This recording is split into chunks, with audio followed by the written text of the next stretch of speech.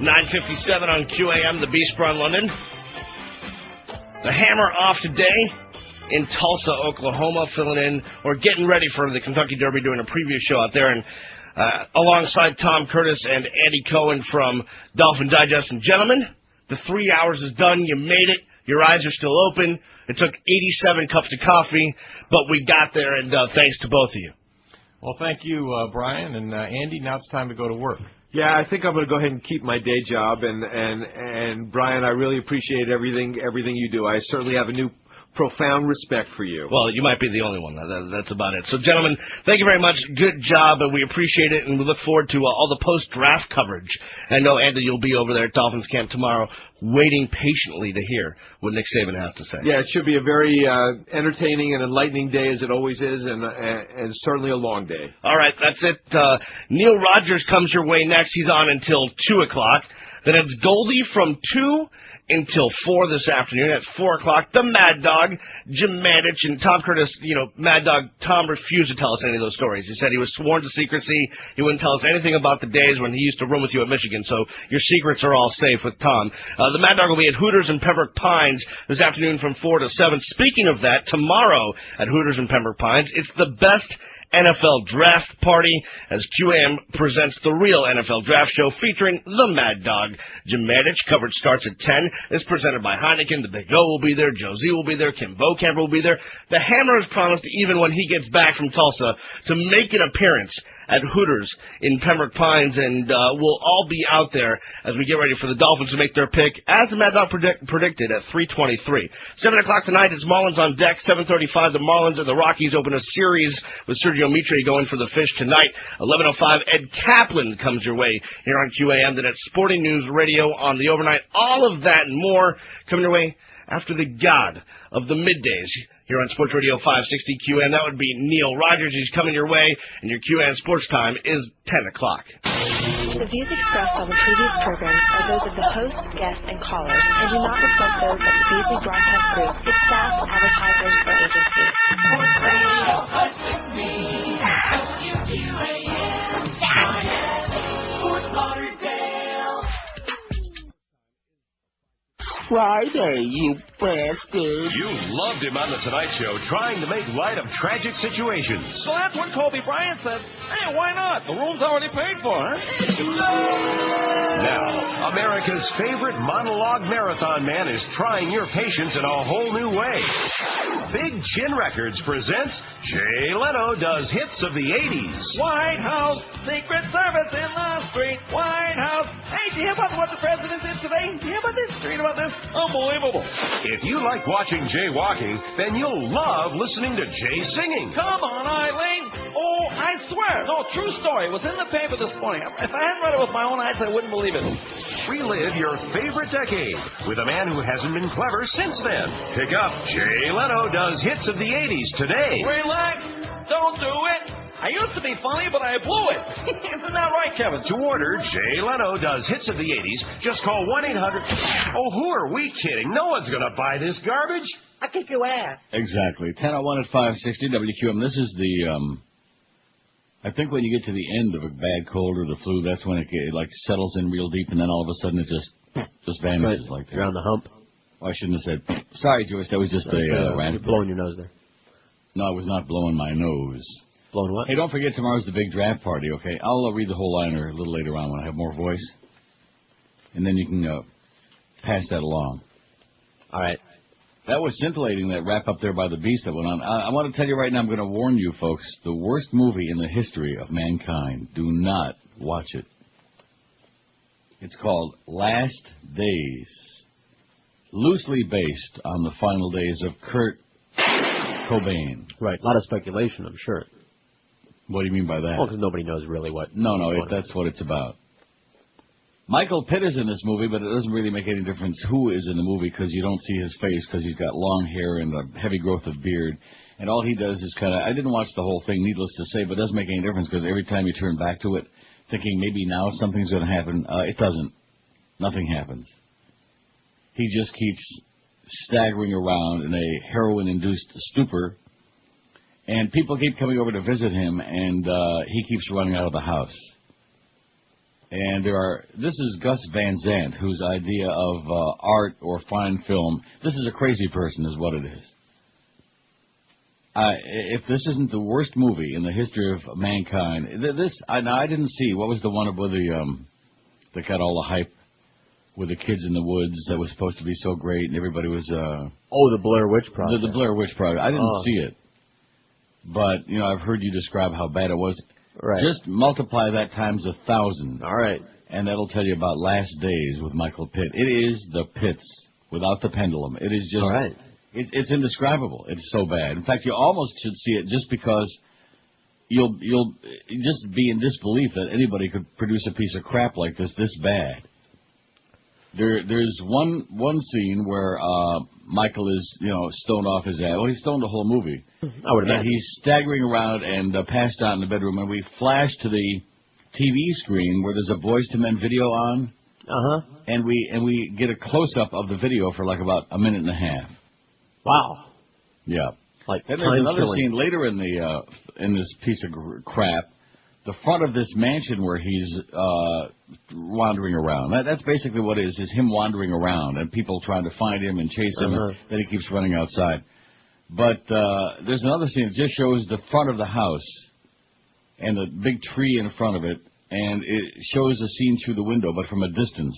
Okay. And this real annoying, unbelievably bad music is going on in the background, and somebody is mumbling, blah, blah, blah, blah. And you see, just vaguely, you see silhouettes of somebody moving around in there, and he's like moving from the left of the screen to the right of the screen, and then back to the left. But it's almost like we're looking at shadows, because you can't really make out what's going on. Right. Oh, that's brilliant. Not that you care, but that's about as much as animated as it gets. I can see why the Suds really liked it. And this scene goes on, I would say, it's probably 5 minutes. It seems like an hour. It's just a still shot of the front of this house and the window. And I can't describe it. Maybe you really ought to see it. It's amazing. I'll probably wind up, getting really stoned. And then if you go to IMDb, now most of the reviews trash it mercilessly and deservedly so, but as usual, there's a group of Suds who give it like 8 out of 10 or 9 out of 10, and oh my gosh, what a brilliant thing! And if you're a big fan of Kurt, I'm not a big fan of Kurt, but even if I would have been, it's staggering. And I didn't see the ending, but I based on what I'm reading in there, I assume in the ending it ends just like he did, but or he allegedly did, or whatever, right. Well, he did it because he realized that he was married to Courtney Love. Well, one of the reviews in there that trashed the movie said if he would have shot Courtney Love early, and it would have redeemed the whole thing, but it didn't happen. Oh, it's just the last days. Avoid it at all costs, please. I beg you. You could be the biggest Kurt Cobain fan in the world. In fact, the bigger a fan you are, the more grossed out you'd be by it. It's just idiotic. It's just pathetic. It's the epitome of the artsy-fartsy, pseudo-intellectual crowd who can take any piece of... You know what it reminds me of? It's like an Andy Warhol painting. Okay. Yeah.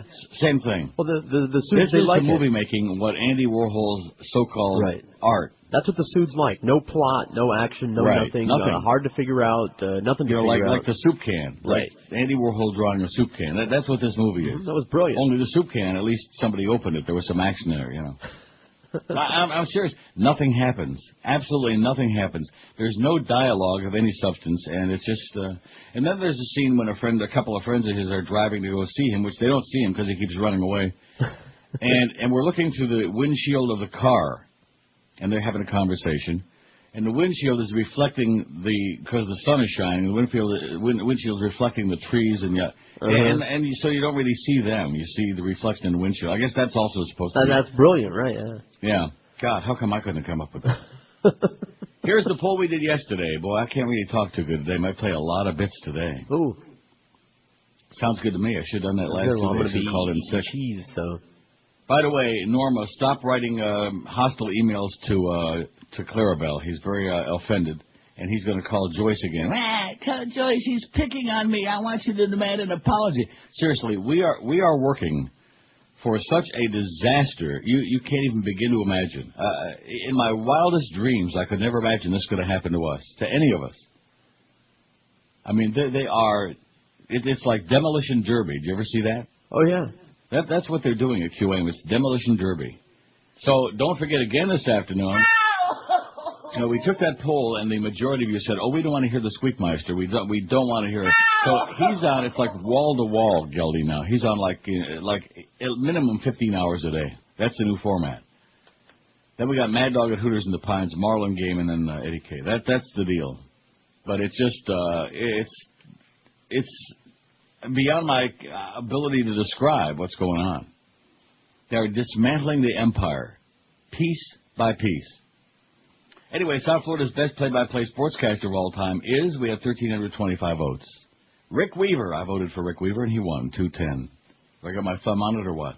Yeah. I hate this poll, 205. That's what I voted. Hate sports, 147. Joe Angel, 142. Screwed over badly. He's probably too good for South Florida. He got screwed badly by the organization. Sonny Hirsch, 92. Bill Zimfer, 91. And in honor of Bill Zimfer, let's see, where the hell is it? Here it is. Sounds like Elmo. And no luck yet, Jim? No, he's still locked in the closet down there. With Tom Cruise and John Travolta. Jim Mandich won't come out of the closet. So there's Bill Zimfer, 91 vote. Mo Howard David had 70. Shocking. Isn't it amazing how many more people seem to like him now that he's gone? Yes. Luke Cowie, 65, the old orange head. Dave O'Brien, 53. I just hate everybody and everything, 51. Eric Reed, 37. Joe Zagacki, 32. That is... I don't know what to say about that. Geldy, 25. Dave Halberstam, 24. Mark Vandermeer, 22. Now, when Geldy gets more votes than Mark Vandermeer, it tells me that there's no hope for South Florida, even though downtown's making a great comeback. Jeff Rimmer, 12. The Rim Man. Jugs McDonald, 11. Len Casper, 9. He's doing the Cubs now, am I right? Is he still doing that, or did they fire his ass too? Yes, with the Cubs. Fired everybody else. Dave Van Horn, only 8, after all these years of being your signature voice of your Florida Marlins. Dave Van Horn with a really, really hot wife and a really very bad hairpiece. He's got 8. Jimmy Syphilis, she's got 7. Hey, Jimmy. You ferret. I kick your ass.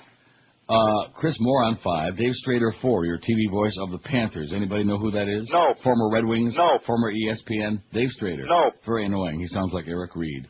Mike Inglis, the Heat radio guy, 2. And Rich Waltz finally got that 1. And he stayed there at 1. Over 1,300 votes, and he got 1. And he never did put the Julio guy, which is fine. And he wouldn't have got any votes anyway. No, not only that, but why would we do that? We didn't put the Dolphin Julio guy, and I'm sure maybe the Heat's got a... or how about Phalo, the Marlins? Huh? Phalo Ramirez. Who is it?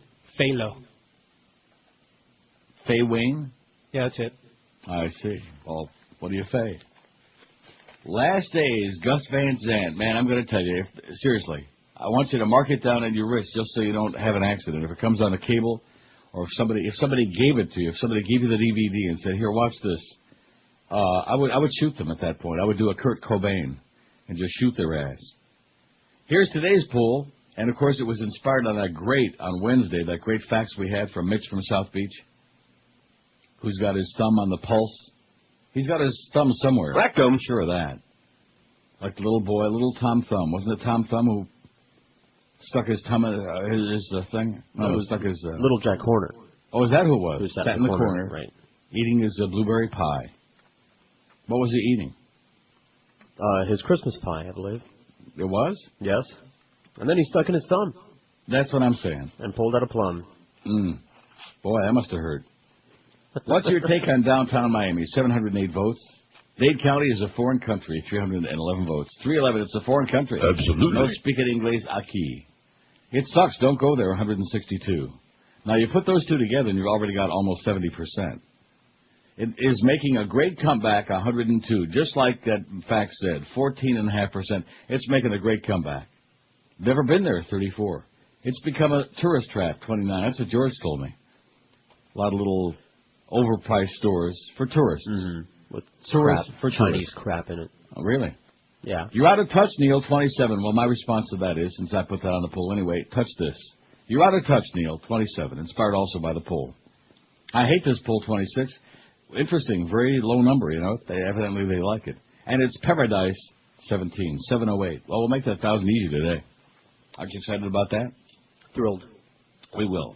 I don't know if I'm going to make it all the way till 2, but it all depends on how many hostile emails go back and forth between Clarabelle and Norma Kent and Joyce. We're working for Joyce Fitch, by the way, if anybody thinks we're working for anybody else.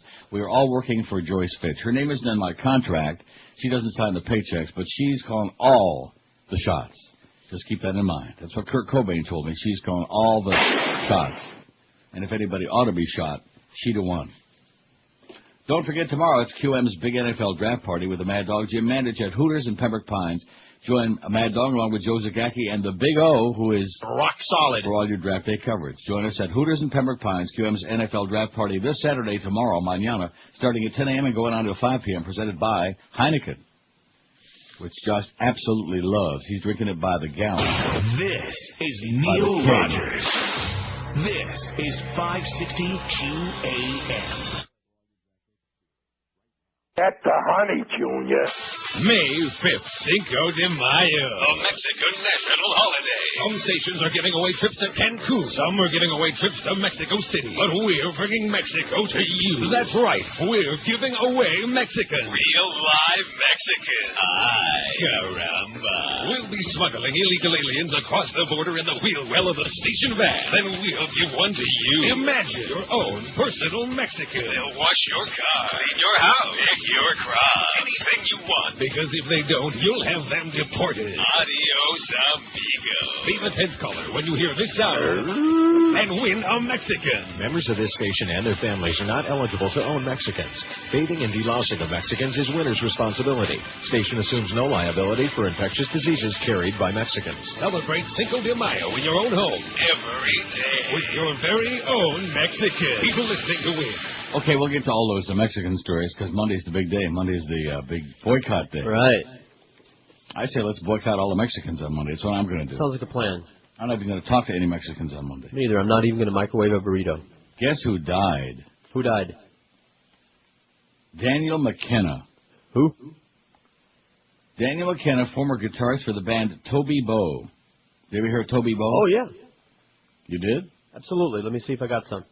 Did you say... Absolutely. Was found dead in his home, apparently a victim of suicide, police said. Maybe he watched that movie Last Days. That would do it for me. You want to emulate Kurt Cobain. McKenna, 54, died Wednesday. He was one of the original members of the band, Toby Bo, which had a hit in 78 with My Angel Baby. Not to be confused with the original Angel Baby by Rosie and the Originals that started out with a real sour note. There you go. My Angel Baby as opposed to... Horrible, horrible song. What do you think? Yeah, but he's dead. Don't be picking on dead people. Oh, look, there's that guitarist. Back. Got that Phil Henry story. Are you sure? Yeah. Yeah. We got Soros, I think is what he was saying. Well, he's got real trouble now because he's dead. He was a phenomenal guitarist. Art Mendoza, former Toby band member, said in the story in yesterday's editions of the McAllen, Texas Monitor. Mendoza said he first heard McKenna play at a club near the McAllen Airport with a band called the American Ice Cream Revolution. Mendoza said McKenna loved to fish. That's what I remember more than anything, he said. Oh, he'd have been really good in that movie Last Days. Every time Michael Pitt ran out there into the woods and then by the water there, by the river or a stream, the Coahuilawasi River, whatever that place was, he could have been fishing there. He could have dropped a pole. Toby Bo was the name of one of the last original wooden boats docked in Port Isabel, the newspaper said. How do you like that? I bet you just learned something there. Yeah. I bet you never knew why they were called Toby Bo. I do now. Well, that's great. Here is one of the most staggering stories in the history of broadcasting. Are you sure? Positive. Not really, but... And by the way, Phil... I kick your ass. Right. Oh, I did a little something with that, as a matter of fact. I kick your ass. I kick your ass. I kick your ass. I kick your ass. I'm obsessed with it. Oh... It's one of the greatest things. And you know what else was on last night? I watched a little of it and I got tired. I've seen it 100 times. Casino. Oh, yeah. With Robert De Niro and Joe Pesci and the baseball bats. What's her name? Sharon Stone. Yeah. And Joe Pesci. And I'm positive now that Joe Pesci and Boca Brian are the same person. There's no doubt in my mind. I'm telling you, it's the same person. That's right. When he puts on that silly-ass wig. That's right. Then he becomes Joe Pesci. It's like Superman. And if you ever saw him in his boxer shorts. I don't want to see him. Chicken Neck and Joe Pesci, the same identical person. It's just amazing. See, the one thing about Joe Pesci that bothers me a lot, I mean, if you see him the first time, he can be very funny. Now, he was also in, what's that highly overrated movie that everybody's always, the boxing movie that everybody's always raving about? Raging Bullshit, yeah. And he played the same role in that movie that he plays in Casino, that he played in Goodfellas, that he plays in every movie he's ever been in. He's always the same. Am I right? He's one character actor. He was also in Hoffa, which is a very good movie, but the problem was he was in it and he was playing Joe Pesci again. That's it. He's really good at playing Joe Pesci. Yeah. He's a one-note Charlie. That's right. Although, you know something, if he would have been in Last Days, it would have been a big improvement. Oh, yeah. If there's anybody, here's my challenge. I don't think anybody has that many cojones, more than 5. But if you saw Last Days and you're going to try to sell me that there was anything redeeming, that was a movie that even animals should watch, I'd love to hear it. I'd love to hear the rationale for it. I mean, slow would be the understatement. There just is nothing happening. The fact that this character, who's supposed to be Kurt Cobain, is, he's strung out on heroin and he's staggering around and he's dressing up in a slip, in a woman's slip, and he's got these silly-ass shoes on, and he's, like, staggering around, and then every now and then somebody will come over to this mansion he's in, and they're trying to see him, and they're running through the place, and he goes running out, always with the same outfit on, covering up his head, and he's got the long hair. You can't see his face, which is probably just as well, but it is bizarre. I'm sure somebody out there probably liked it, because you know me, I'm out of touch.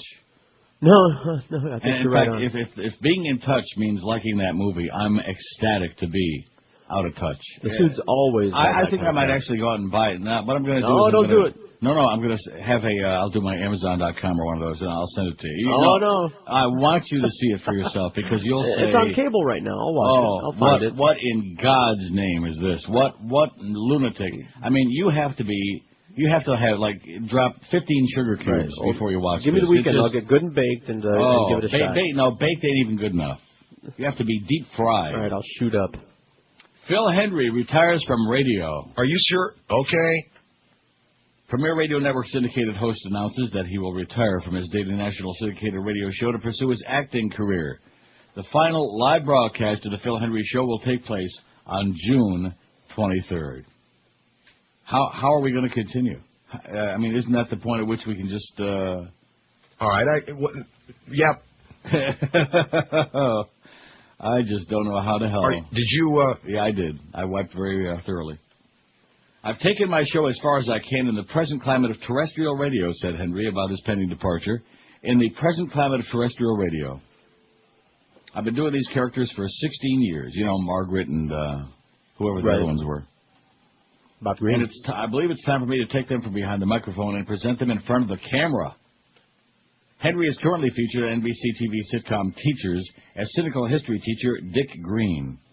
He's also appeared as Judge McCarthy on the sitcom AUSA and made his motion picture debut in 2004 in Trey Parker and Matt Stone's Team America World Police as the voice of intelligence and a terrorist character. I didn't know he was in that. Yeah, somebody told you that. No, they didn't. Well, I forgot. Yeah, I love that movie, in spite of that. In addition, Hendrie has performed numerous character voices on episodes of the animated TV shows King of the Hill and Futurama. So he's now going to be a big TV and movie superstar and say goodbye to terrestrial radio. Bye-bye. Okay. There he goes. Because the real Phil Hendrie that we once knew, he left he left not only terrestrial radio, he left terra firma a long time ago. Makes me sad. Assuming he was ever on it. Yeah. Right. Let's see. Here we go. Yeah, that's a for what it's worth facts. Oh. You've been saying for a while now that it's irrelevant to you how waxy AM does during the show since you're competing for different audiences. However, whether intentionally done to compete with you or whether they figured out that you can't talk straight sports for 3 hours on a station that does nothing else but talk sports the rest of the day and night, 10 a.m. to 1 p.m., Waxy Show is not all sports intensive. Wow. They make sure they address the sports stories up front as they affect South Florida and New York. Oh, and New York. Well, what does that mean? But then throughout the show, they talk about women, movies, TV, interesting news and gossip of note, fads, family, daily life in general, all with a lean toward humor and comedy, not always successfully. I see. This is another PR stunt, Oh, look at that. He's reading this fax. He's going to give us all with a, Just wanted to put next week's ratings in perspective, whatever that means. Also, Dan LeBastard posed a homosexual question to Hulk Hogan, which really pissed off Hogan and paints LeBastard in a really unprofessional light. Joe Rose and others have played this tape and really ripped into LeBastard, who I don't believe Joe likes anyway. If you were able to get to... See, I don't really care about exposing Dan LeBastard or anything about anybody over there. I'm not interested. It's on such a low level, you know. Mm-hmm. But again, this is obviously somebody who wants to give them a lot of good publicity, and I'm delighted. I never, you know, whether it was the Fan, whether it was RFX, whether any other station of pretenders that come along, make-believe broadcasters. I mean, take a look at what they got over there. You know, you got your Stu Gotts, and of course, we're trying very desperately to emulate them now. We're trying to out-Bush League them. I kick your ass. Right, like that. And then, of course, not to mention the fact that we bring back the unmentionable ones, people like, I'll find him. He's in here somewhere, like this. 567. 08560. Yeah, he put the O into OH. Oh, my God. Wow. 770 votes on the poll. The one that I'm really... Look at that. You're out of touch, Neil. Look how many that's got. About 30, man. This is Neil Rogers. And you're right. And I'm pleased to be out of touch. With downtown Miami. Suburban Miami. You bastard. Bye-bye, Don Trill. Nice knowing you. Just a joke now, Larry. Don't get upset. Larry in the beanstalk. He's climbing right now. Never washed his hair or seemed to have a care, Cobain. His name was Kurt. Now he's pushing up dirt, Cobain. Wiping drool from his chin, doing heroin, Cobain. Nirvana was hot, and now it's Kurt they ain't got, Cobain. He got high, said goodbye, then he died, Cobain.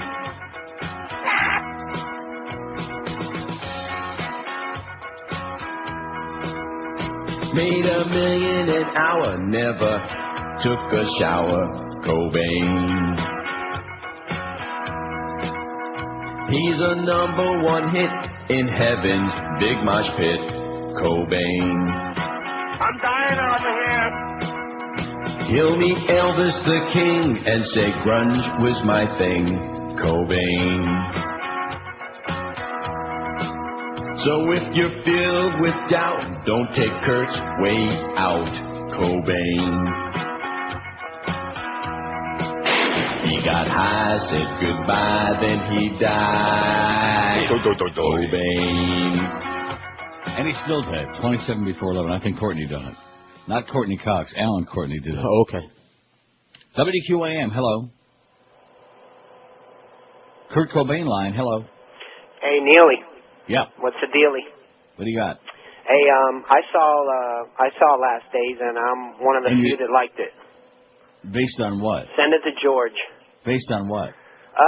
Well, you know, he lived a tragic life, and it was a tragic death, and the way that his friends I think mooched off tragic him. is the word all right for the movie, yeah, tragic. The way his friends mooched off him really bothered me. But, well, what does that have to do with the movie, though? We're not talking about Kurt Cobain and his life. We're talking about this piece of celluloid garbage is what we're talking about. Well, what did you like about it? You said you're one of the few who liked it, based on... You know, I just thought the way that he lived the acting his was last good? You days liked the dialogue? It was really bizarre, the way he lived his last days. Uh-huh. When the guy comes to his house and he invites him in and tries to hold a conversation, it's just really bizarre. But I have a movie I want to recommend to you. If it's as good as that one, I can't wait, yeah. Well, it's a tragic comedy. It's Philip Seymour Hoffman, the guy from Boogie Nights. Right, I know him well, yeah. The movie's called Love, Liza. It's a tragic comedy. His wife dies. I guess you like tragic movies. But, yeah, why not? Do you live in Miami? I'm a big Requiem fan, too. Yeah. Oh. Yeah. You're probably sitting there with a loaded piece right now. I'm the last American guy that lives out in Hialeah still. Oh, my. Well, no wonder you're depressed. So you can imagine. That's tragic. But make sure you send that movie out to I'm going to get George a copy, because if he likes it, I will never speak to him again. Okay, good luck, Pally. All right, take it easy. Don't pull a trigger, man. You sound like you still got a couple of weeks left. Nah, never. Okay. Later. Wow. There's a guy, see? And at least he had the cojones. I'll give him credit for that. Right? That's all we can ask. And, of course, if they find where he is in Hialeah, he won't have cojones anymore because they're ready for lunch. 5670560, pound 560 on the Verizon Singular wireless line. That's no bull. Oh, here's your buddy is on line 9. Now, maybe it's the guy from St. Petersburg that gave you a hard time. QAM, St. Pete line.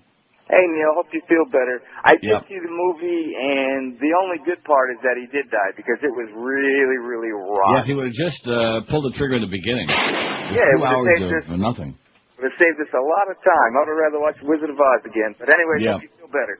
Thanks, Pally. Bye. See, that line 9 works just fine from all over the universe. And George was some jackass in St. Pete yesterday. He wrote back and apologized. Did he really? For giving me and our fine chief engineer a hard time. No, we don't have a fine chief engineer. Our engineering staff, although I can't blame the engineers for what's been going on the crossover. That's, that's what incompetence we in the control determined room. yesterday, and when we wrote back to tell them that. That's in the control room. We have incompetence going on in there, and of course our management and even our middle. Well, some of the people involved in it are part of the middle level management. So when they're the ones that are screwing up, nothing's going to get straightened out there. You see, this is the thing that somebody there needs to explain to Clarabelle. That is that he's taken the inmates and put them in charge of the asylum, the very people who are responsible for so many of our problems, minor ones, major ones, stand major ones, and in between. He is now allowing these people to, run the asylum, and that it is absolutely unacceptable. It's just, it's not going to fly, okay? So he may think that he's had some run-in with Norma and certain other individuals recently, but he ain't seen nothing yet. Because people aren't just going to sit still and allow him to dismantle the place. Forget about the money, which, of course, is the only reason I'm here, but forgetting about that. But a lot of people put a lot of hard work into making that into whatever the hell it became, which at one time was pretty damn successful. And just to sit back and allow him to watch other people dismantling it and turning it into a bowl full of soupy Jell-O is not anything that any of us had envisioned. That's not what we had in mind. You know what I'm saying? Sounds a little bit melodramatic. Not as melodramatic, though. Tell your former operations manager there, quit being such a drama queen. No.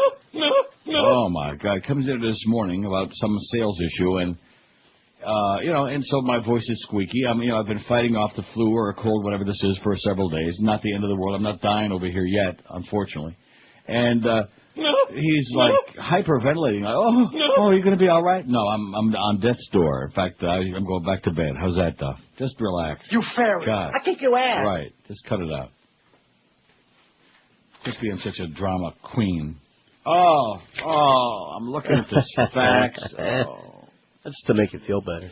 Oh, Andy in Miami Beach says, my vote for today's poll, both it sucks, don't go to downtown Miami, and that it's making a great comeback since these buildings take years to build and few actually open yet. It's just one big construction site with a crane in every corner. Sometimes those cranes fall down.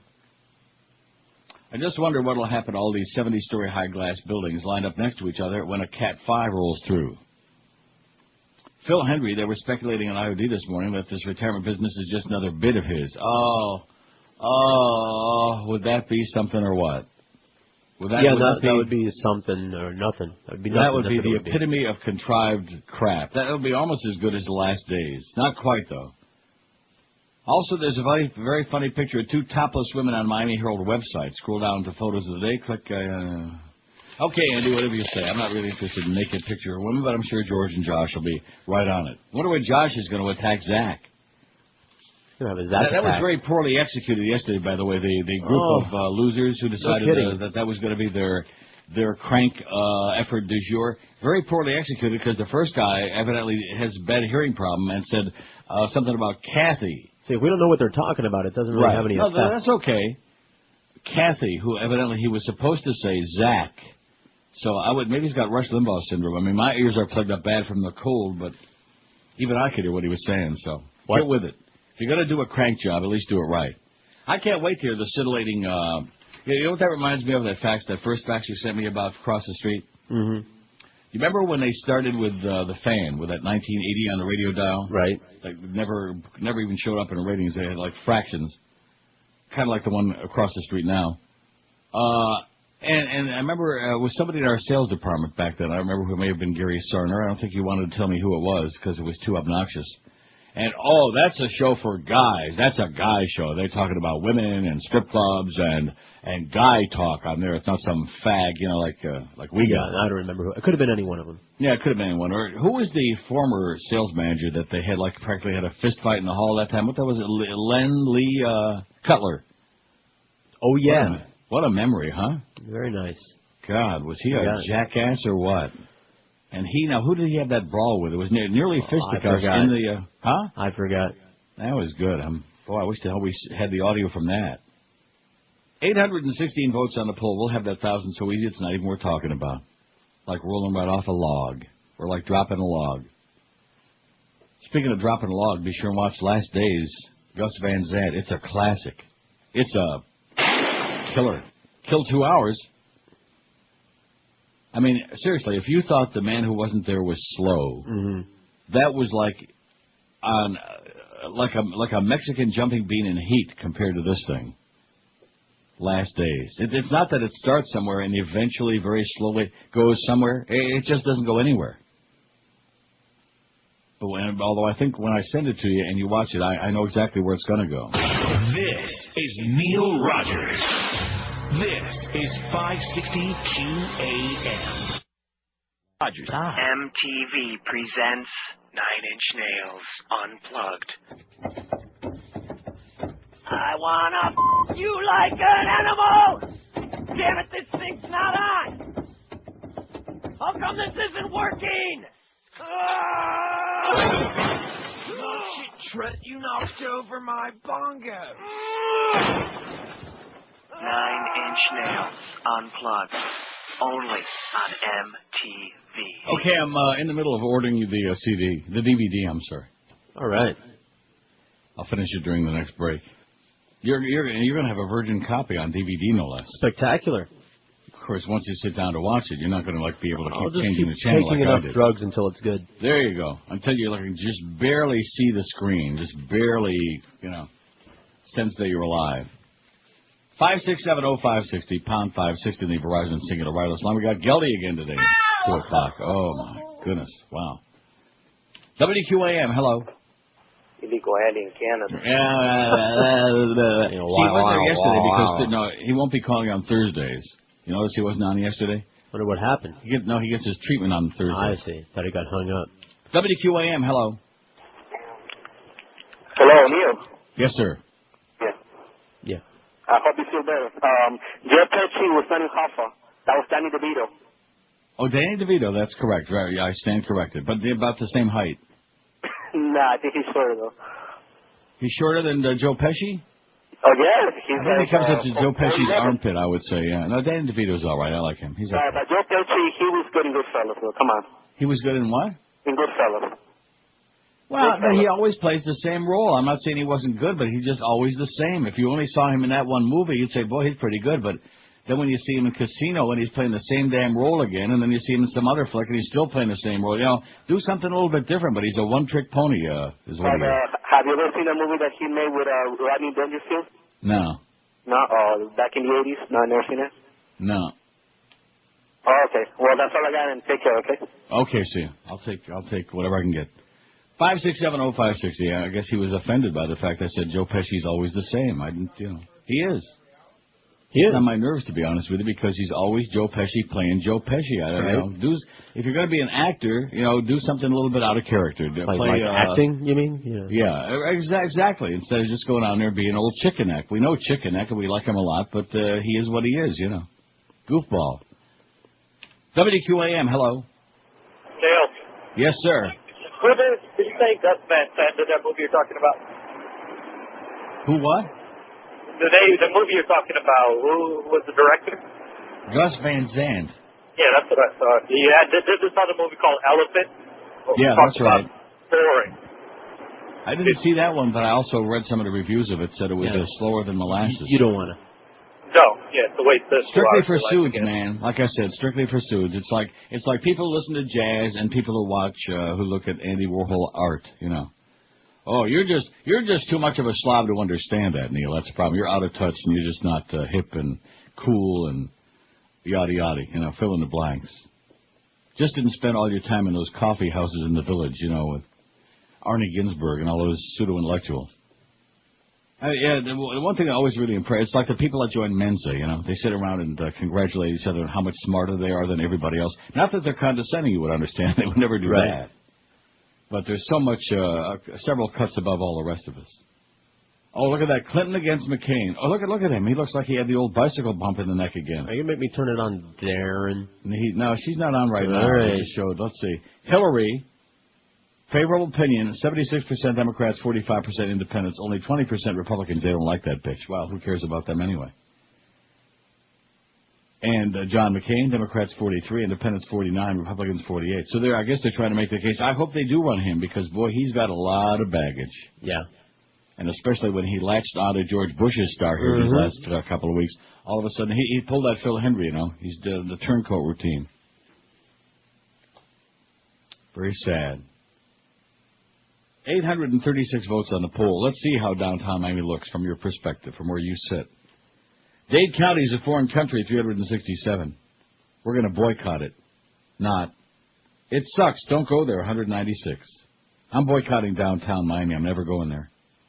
It's making a great comeback, 115. 13.7% say downtown Miami's making a great comeback. There's cranes on every corner. Whooping cranes. Maybe that's what I got, whooping cough. Never been there, 43. Believe me, you're missing nothing. I just farted so bad that it's making the paint peel off the wall. Well, I better light a candle. Oh, my God. Well, when you have the flu, you know, it's just... I was having one of those yesterday. Huh? An all-farting day yesterday. Oh, this is... I'm sitting here like my eyes are misting. Oh, boy. I'm playing misting for you. You're going to set the fire alarm off. It's become a tourist trap, 36. You're out of touch, Neil, 32. Yeah, you're out of touch with South Florida. Thank God. I hate this poll, 28, and it's paradise, only 19. Say downtown Miami is paradise. We ever going to do I guess Monday, for the crossover again? Humper will be back from the Derby. Well, we think. Oh, wait a minute. No, he won't. The Derby's not tomorrow. Derby's a week from tomorrow. So what does that mean? We don't have next week's schedule, do we? I do not. No. Maybe the brain trust is back there trying to figure out who to put on 2 to 4.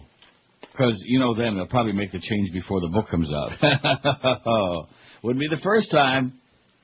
See that happen all the time. Make a big change and the book comes out. Oh, gee, we didn't realize so-and-so was kicking ass. We just fired his ass. See it all the time in this great business. Wouldn't that be something if that turned out to be a stunt by Phil Hendry? That would be really... Are you sure? Boring. Pathetic. Really boring and sleep-inducing and sad. Predictable. Yeah. WQAM, hello.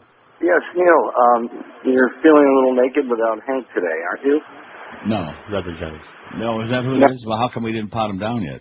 5670560. No, I don't. Hank and I don't have the same wardrobe. And pound 560 in the Verizon singular wireless lines. WQAM, hello. Hey, Neil. Joe Pesci, did you ever see Lethal Weapon? No. He was kind of different in that movie and in non-fiction. George said he wasn't any different. He said he was still Joe Pesci playing Joe Pesci. It's the same voice. Anyways, saying Kurt Cobain, man, I'm glad that guy's dead because he ruined good music. Anybody can play 3 chords and no guitar solos. Anyway, I thought he sucked, and I'm glad he did. Have a good day. Okay. Bye. Okay. How do you like that? There is the typical South Florida guy. No Rachmanis. No Rachmanis, man. Guy blows his brains out, or maybe Courtney done it, or maybe the dog done it. I don't know. And I don't care. He drove into it.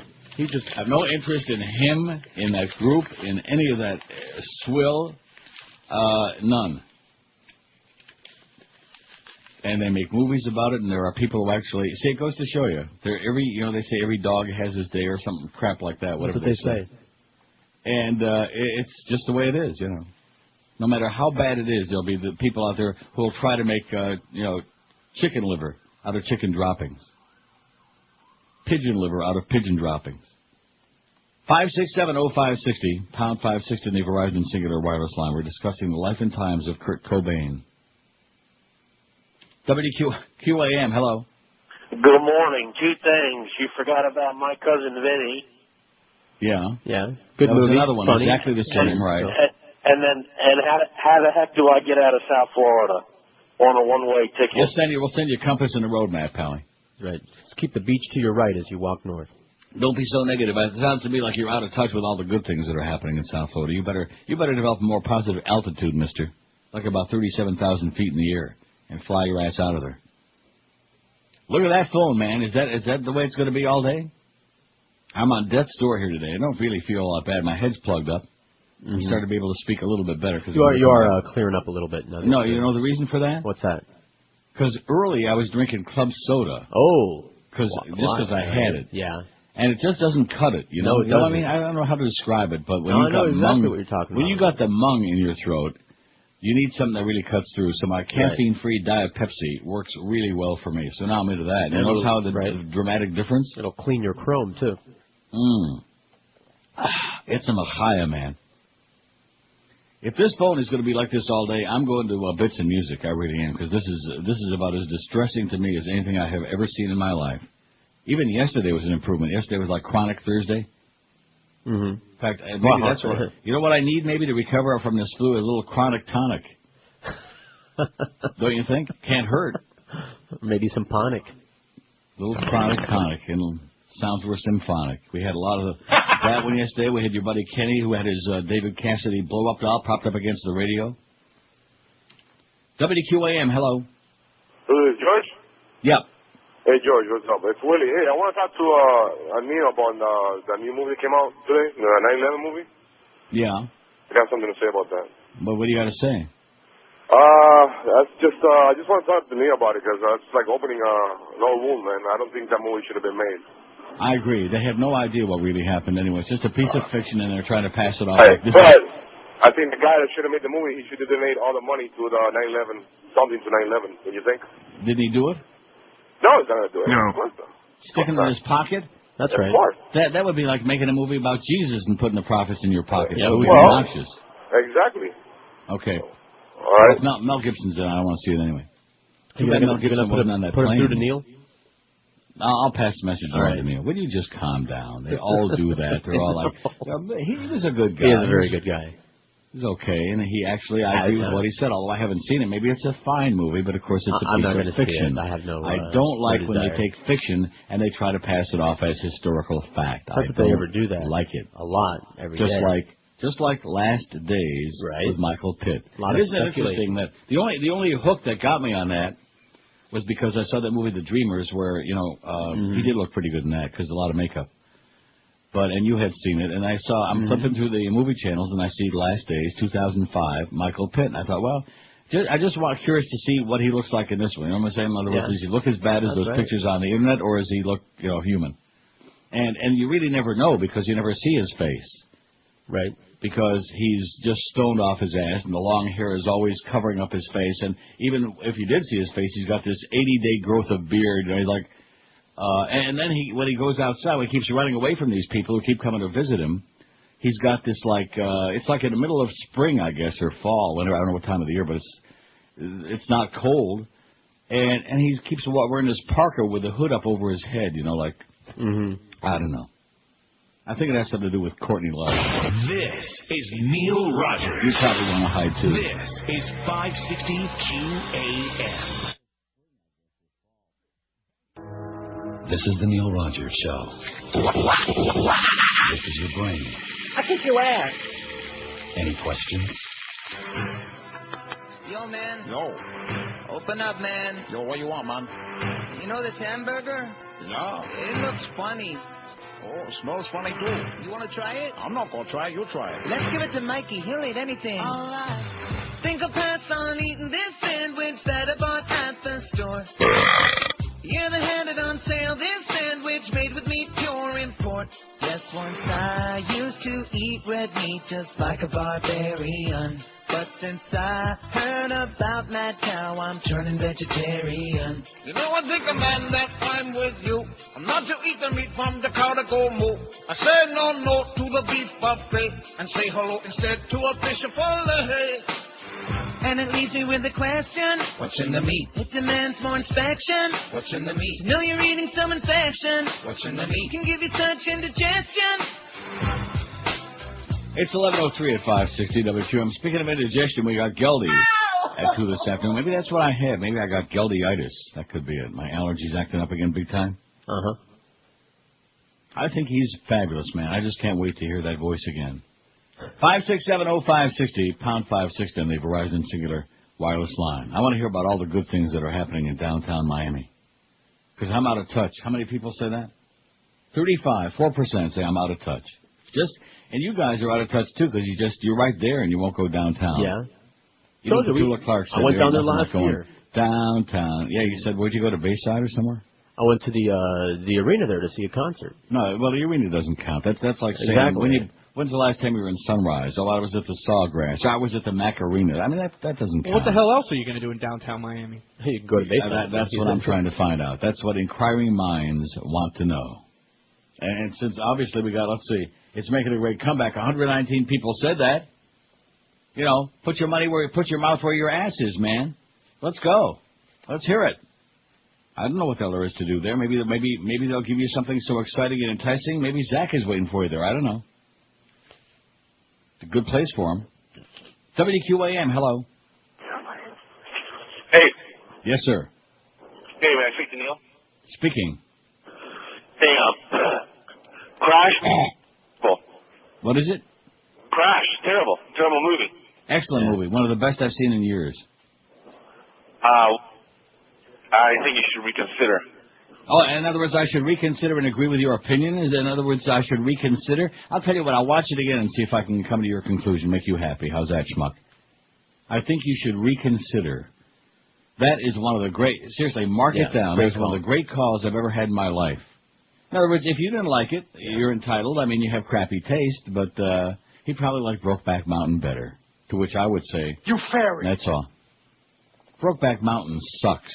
Which, by the way, Greg Reed stopped me in the hall and said that you should definitely finish the movie because it's all about the ending. And it's a really good movie. Yeah, I think you should finish the movie, too. Yeah, based on his recommendation, I think that cinches it. I think as much material you got out of the beginning. Just think of what you can get from the end. I am not watching the rest of Broke-Ass Mountain, okay? There's no chance. Now, the good news for George, for both of you, is because he can loan it to you. I sent you my original copy, man. Would you listen to me? All right. It's on the way. No, I didn't, it's 27. I didn't get you one of those used ones, so I got you. But it's on the way. You'll have it 3 to 5 business days. So that means by this time next week, in other words, you're all set up for next weekend. That's right. Isn't that exciting? I'm thrilled. Buy a bag, especially for that movie. Oh, you'll need a bag. Just call up Delta. Maybe you can borrow some of their bags. You'll need some of those kind, believe you me. You'll be you think you were bad on Wednesday. You'll be puking your guts out big time. Seriously, you sit there and you stare at the screen and you ask yourself, when is something going to happen? Please, I have a particular peeve about movies where nothing happens or it happens slowly. Listen to me. This is the epitome of that. There is nothing happening. I mean less than nothing. And we have these still scenes that go on. The scene with the house and the tree. Yeah. Like I said, it's probably about 5 minutes, but it seems like 5 hours, and the camera doesn't move. And then there's another one where they're showing out in the woods. There's a scene, and I guess the pseudo-intellectuals would say, "Oh, this is so artistic," And they show there's a little bit of a breeze. And the leaves are blowing, they're like the leaves are moving, and you can see that there's a breeze. And we watched that for at least a minute, and it seems like 15 hours of it. What is this supposed to represent? Why am I watching this? I mean, I know that when the wind blows a little bit, the leaves kind of like move back. Yeah, although the leaves at least were moving. That was as much action as I think we saw in the whole movie. As the leaves were moving. I just can't even begin to describe it. That's why you have to watch it for yourself. And when you're done watching that, you'll be ready for the bowl, believe me. WQAM, hello. I'll be a hooter. Okay, good. Only one thing we want you to be, and that's dead. WQAM, hello. Neil. Yes, sir. Yeah, I was just curious. You say Crash is a good movie. What did you find appealing about it? What did I find appealing about it? Yeah, what did you like about the movie? What made it good? The story I thought was compelling. I thought it was like Magnolia, and that it had different vignettes about different people, all related to each other in some bizarre way. The acting was excellent. Other than that, what's not to like? A lot of surprises. I thought the acting was good in it, too. I'll agree with you on that. But, I mean, they just played out these same boring stereotypes. you know, and just put them in obvious, ironic situations. No, where, they weren't boring. No, they weren't boring stereotypes. They were honest stereotypes. They were honest evaluations of the way real people feel about life. I suppose. Huh? I suppose. I guess I don't know how other people feel, and As I don't opposed to the see those usual stereotypes, politically correct horse crap that they usually feed us. Yeah. Well, did you ever see the movie Amores Perros? No. No, you should check that out sometime. Very similar style, but I thought. Well, why would I want to see that if you didn't like Crash? Why would I want to see that? Well, no, I mean, you know, I'm not saying Crash was a bad movie. I'm just saying that I thought, you know, the stereotypes were overplayed. They've been done lots of times before, and there's been a dozen movies come out in the past year where they've had 4 unconnected stories of people who all, you know, collide in one seemingly, you know, unpredictable situation. Other than Magnolia, which isn't in the last year, but other than that, name me another one. All right, let's see. What was another one that came out recently? What was the one with Benicio del Toro where he hits the girl on accident, the family crossing the street, and it's got Sean Penn in it too. And oh, come on, you got to know what I'm talking about. I never saw it. I have no idea. Oh, really? All right. And let's see. What else has come out recently? I don't know. You kind of put me on the spot with that there. I'll have to look it up a little bit, and I'll tell you what I've seen. But I know quite a few movies that were similar to that in the past couple of years. I'm not saying that it's unique. I mean, very few movies are unique. But I thought it was very well done, and it kept my interest, and it had a lot of action, and it moved, and it wasn't boring and ponderous, and the acting was sensational, and I just enjoyed it. No, it certainly wasn't ponderous. I know that this comes. I'm not talking about you, but I'm just in general. There are some people that you have to go through this whole. People who consider themselves students of film. It's just like with music, you know, and they want to critique this. I don't watch a movie that way. I sit down with an open mind. I put the DVD in there or turn on the cable, hoping for the best, hoping I'm going to enjoy it, and I did. I'm not going to go through a whole technical explanation of all the angles, and I'm just not into that crap. No, I was just curious what you found enjoyable about the film. I mean, I see that too. I thought the story was very compelling and kept you glued to it. Was it predictable? Everything's a formula these days. At no point did you know what was going to happen, so you had a lot of suspense and a lot of surprises. See, I would have to disagree with that. I had the movie pegged from the very beginning. I mean, I knew it was going to happen all the way through, how they were all going to connect together. I mean, I did. You're a dirty liar. Tell you I did. So in other words, you knew that Ryan Philippe was going to shoot that. You knew that the kid was going to pull out that little tchotchke there, and Ryan Philippe was going to blow him away. You knew that there were blanks in the gun. Oh, I knew definitely. You knew Matt Dillon was going to save her later on. That was obvious. Well, you're too smart for us. I can't talk film with you because you're too smart for us. He's a filthy liar, is what he is. Okay. A dirty, filthy liar. Well, he's a liar in that he said he liked the movie, and then he turns around and he's ripping every aspect of it. How the hell could anybody have known there were blanks in the gun? That was one of the most... And, of course, if you didn't see it, we're ruining the whole thing for you, but blame him, not us. Right. I would like to know what happened to Ryan Philippe there at the end of the movie, because, if he's out there hitchhiking, I'll go pick him up. What? No, you're right. He needs a ride, man. He set fire to the car. He's hitching a ride. That's right. He's hitching a ride. Good. Look, I like Ryan Philippe, okay? I think he's a fine American. Who was he married to? I don't know, but that turned me around on him because I was hating him because of that other movie. Don't tell the movie that I saw with the one where he's talking like this on the movie. That was still a good movie, though. That was also Benicio del Toro was in that. See? That was a good movie. That, am I going to have to go get it in the other room again and see? I can never think of the name of that movie. Oh, for crap. But that was very good, and James Caan was in it, and he was imitating James Caan. Is that who he was imitating? Yeah. I thought he was imitating a Hamlet. Hitch it a ride. There you go. Vanity Fair, no less. This is just to kill some time so you can find that movie. By the way, he's married to Reese Witherspoon. Oh, my God. It's another reason not to like him. Why is that? Well, that's right. You hate Reese Witherspoon. I hate her. She's ugly and scary. Well, at least he's not some gay sailor. although he was in 54, and he... Trying to think, Michael Pitt turned down the role in 54 in reading his bio. I'm so glad, too, because Ryan Philippe was very good in that movie. Was he talking like that? Yeah, he was. No, he was not talking like that. But Michael Pitt was. See, Michael Pitt wasn't talking at all in The Last Days. He just mumbled, blah, blah, blah, blah, we're Kurt Cobain, blah, blah, blah, like that. Listen. When there is nobody in the world that can do. This is one of those things you have to experience. my verbal abilities, my capacity are limited. But when you watch it for yourself, you'll say, I can't wait to feel the gravity of it. Indescribable. It's just, And the fact that there are the pseudo-intellectuals who will say, oh, but this is really a work of art. It's a masterpiece. Van Sant is a genius. That's the part that really will send you in orbit when you think about that. 13 past 11 at QM. It's the Geldy warm-up show. Getting ready for that. Great sound. An ounce or two of sound. Hey, for years I've been telling you how to order a mattress. And that is make one easy call to 1-800-MATTRESS, dial a mattress.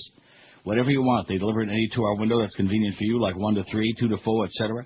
They have knowledgeable bedding consultants to talk to you. And here's another reason to call. Again, we want to congratulate our good friends at Dial a Mattress because for the third consecutive row, what did I just say? For the third consecutive year in a row, the Better Business Bureau gave out their annual Torch of Excellence Awards, and guess who won it? Dial a Mattress. Again, 3 years in a row. And, of course, they win it based on integrity, honesty, ethics, and the markets they serve from Maine to Miami. In other words, you can't get a better deal on a mattress, no way, no how. They live up to all their song and dance. A lot of places you can buy a mattress, department stores, bedding stores. You waste a lot of gas, a lot of time, a lot of money. But when you call 1-800-MATTRESS, you always know you're going to be talking with folks you can trust. And as far as brands are concerned, whatever brand you like, they got it. Sealy and Serta, Simmons, King Coil, Tempur-Pedic, even Stearns and Foster Hewitt.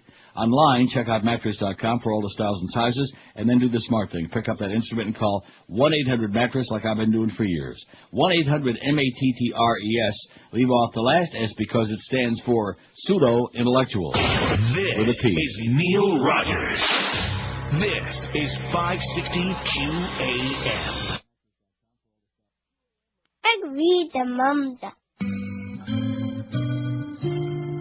Once in a generation, a movie comes along that changes the way we look and think about film. Brokeback Mountain is that film. Here's what people in New York City are saying about Brokeback Mountain. Brokeback Mountain, I love that movie. It's one of my favorites.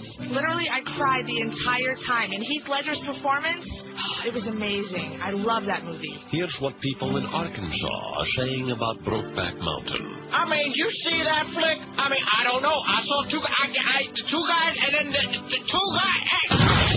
Unfortunately, his head just exploded. Here's what people in Los Angeles are saying about Brokeback Mountain. Oh, my God, it breaks my heart. Just beautiful love story. I mean, really. How could you ask for anything more? Just gorgeous. Fabulous. Fantastic. Here's what people in Utah are saying about Brokeback Mountain. I thought I was going to see a cowboy movie, and then all of a sudden, in a pub tent, they just went... Unfortunately, his head just exploded. This winter, one movie is breaking box office records and connecting with the heart and soul of America. Brokeback Mountain has won virtually every major critics group award for Best Picture. Here's what people in San Francisco are saying about Brokeback Mountain. It's magic. Pure and simple magic. I felt this movie in my soul, my heart. Here's what people in Alabama are saying about Brokeback Mountain. My God, there's a couple of gay guys in it. Unfortunately, his head just exploded. Brokeback Mountain. Not for everyone, especially if you live in a square state. I think I know why Greg liked that so much. It brought back a lot of memories of Andrew Ass in the Woods. I see. 20 past 11 at 560 WQM. Don't forget, it's QM's big NFL draft party with the Mad Dog at Hooters in Pembroke Pines tomorrow. Join Jim Mandich and Joe Zagacki and the Big O. Rock solid. For all your draft day coverage. And be sure and join them at Hooters in Pembroke Pines for the NFL draft party tomorrow, starting at 10 in the morning and goes on all the way till 5 in the afternoon. Presented by Heineken. Now. Heineken? That's Sorry, right. I lost it. 925 votes. We're going to have, before noon, we'll have our 1,000. Are you impressed or what? I'm impressed. I'm just going to go out there and have to watch Crash again just to make sure and then I'm going to reevaluate. 5670560, pound 5. Well, we still don't hear about all these good things that are happening in downtown Miami. That's why I'm really skeptical about this. Well, maybe they're busy having a good time, too busy enjoying all those things. Well, if that's the case, then how come they're voting on the poll? They have their laptop with them, is that it? Well, it's a hot spot, That must be it. Because 121 people say downtown Miami is making a great comeback. And I'd like to hear about all these attractions that people ought to be going and seeing and shopping at. Dining and dancing. Exactly. Maybe Joey Carr is down there dining and dancing. And the phone is as dead as a doornail. And once that delay catches up in about 20 minutes, you wait and see, So they're all at that block party downtown. They're all at Bayside. 5670560. You know, this idea that the ending is the whole thing about a movie, that's what you have to wait and see. If I have to go through 2 hours of terminal boredom, so bad that even the sheep were nodding off, I don't care what the ending is. It's not of any consequence to me. You follow what I'm saying? No, you're right. In other words, there are a lot of movies that are very fascinating, and then we're not real happy with the ending. In fact, it'll make a Crash. The ending isn't satisfactory to me because there's a lot of loose ends and a lot of, but they can't go on forever. You know, like I tried telling you about Magnolia. There's a lot of interesting stories. Have a sequel or something, but the movie can't go on for like 7 hours. It just can't go on forever. Or they could edit out some all fat. Your questions. What? They could have edited out some fat. What in or Magnolia? Or just written it differently. Even Tom Cruise was good in that movie. What does that right. tell you? And that storyline was great, and it ended. I don't think he had to do much acting for that part either. You follow what I'm saying? Because he was... No, I think that was him. Well, sadly, he can be a good actor. You'll notice that in what that was the movie, in Frisky Business, when he was in his underwear dancing around on the couch, that was a prelude to dancing on the couch on Oprah. See, he's got this thing on the couch. Really? Well, I don't want to tell you take it with him. Yeah, I think he does everywhere. WQAM, hello. Way the gun, yeah. Way the gun. Thank you very much. That was the one with Benicio del Toro and Ryan Phillippe. Thank you so much. Talking like this all the time? Yeah, he was talking like James Caan. I never heard James Caan. I love James Caan. I've seen every movie James Caan was in. I never heard him talk like that. It is very... Now, in Godfather, he talks like that. Come on, will you stop? Talking like a New Yorker in The Godfather. Nah, not like a hair lip. Nah, do we? I don't think we have any... oh, yeah, sure we you got do. there. Well, listen.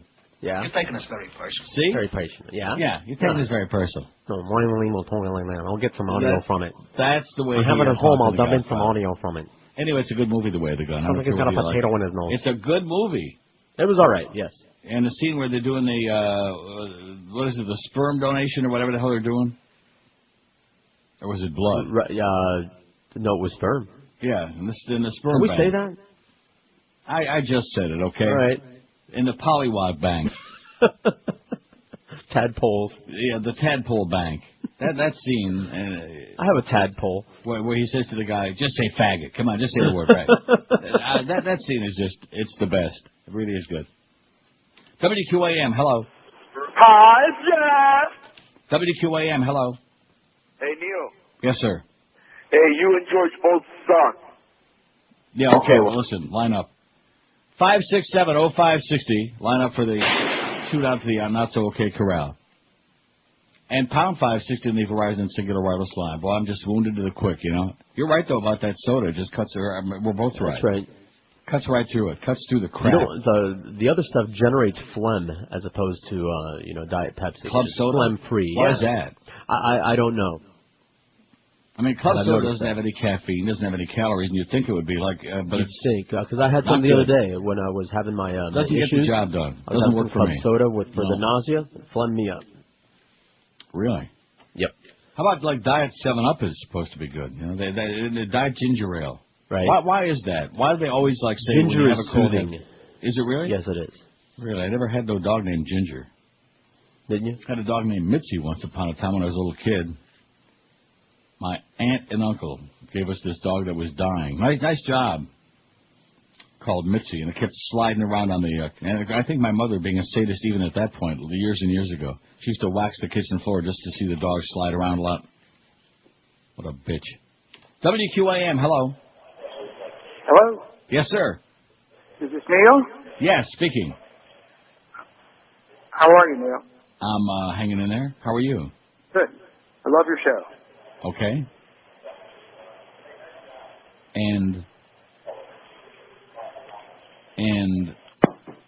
that's it. And goodbye. Goodbye.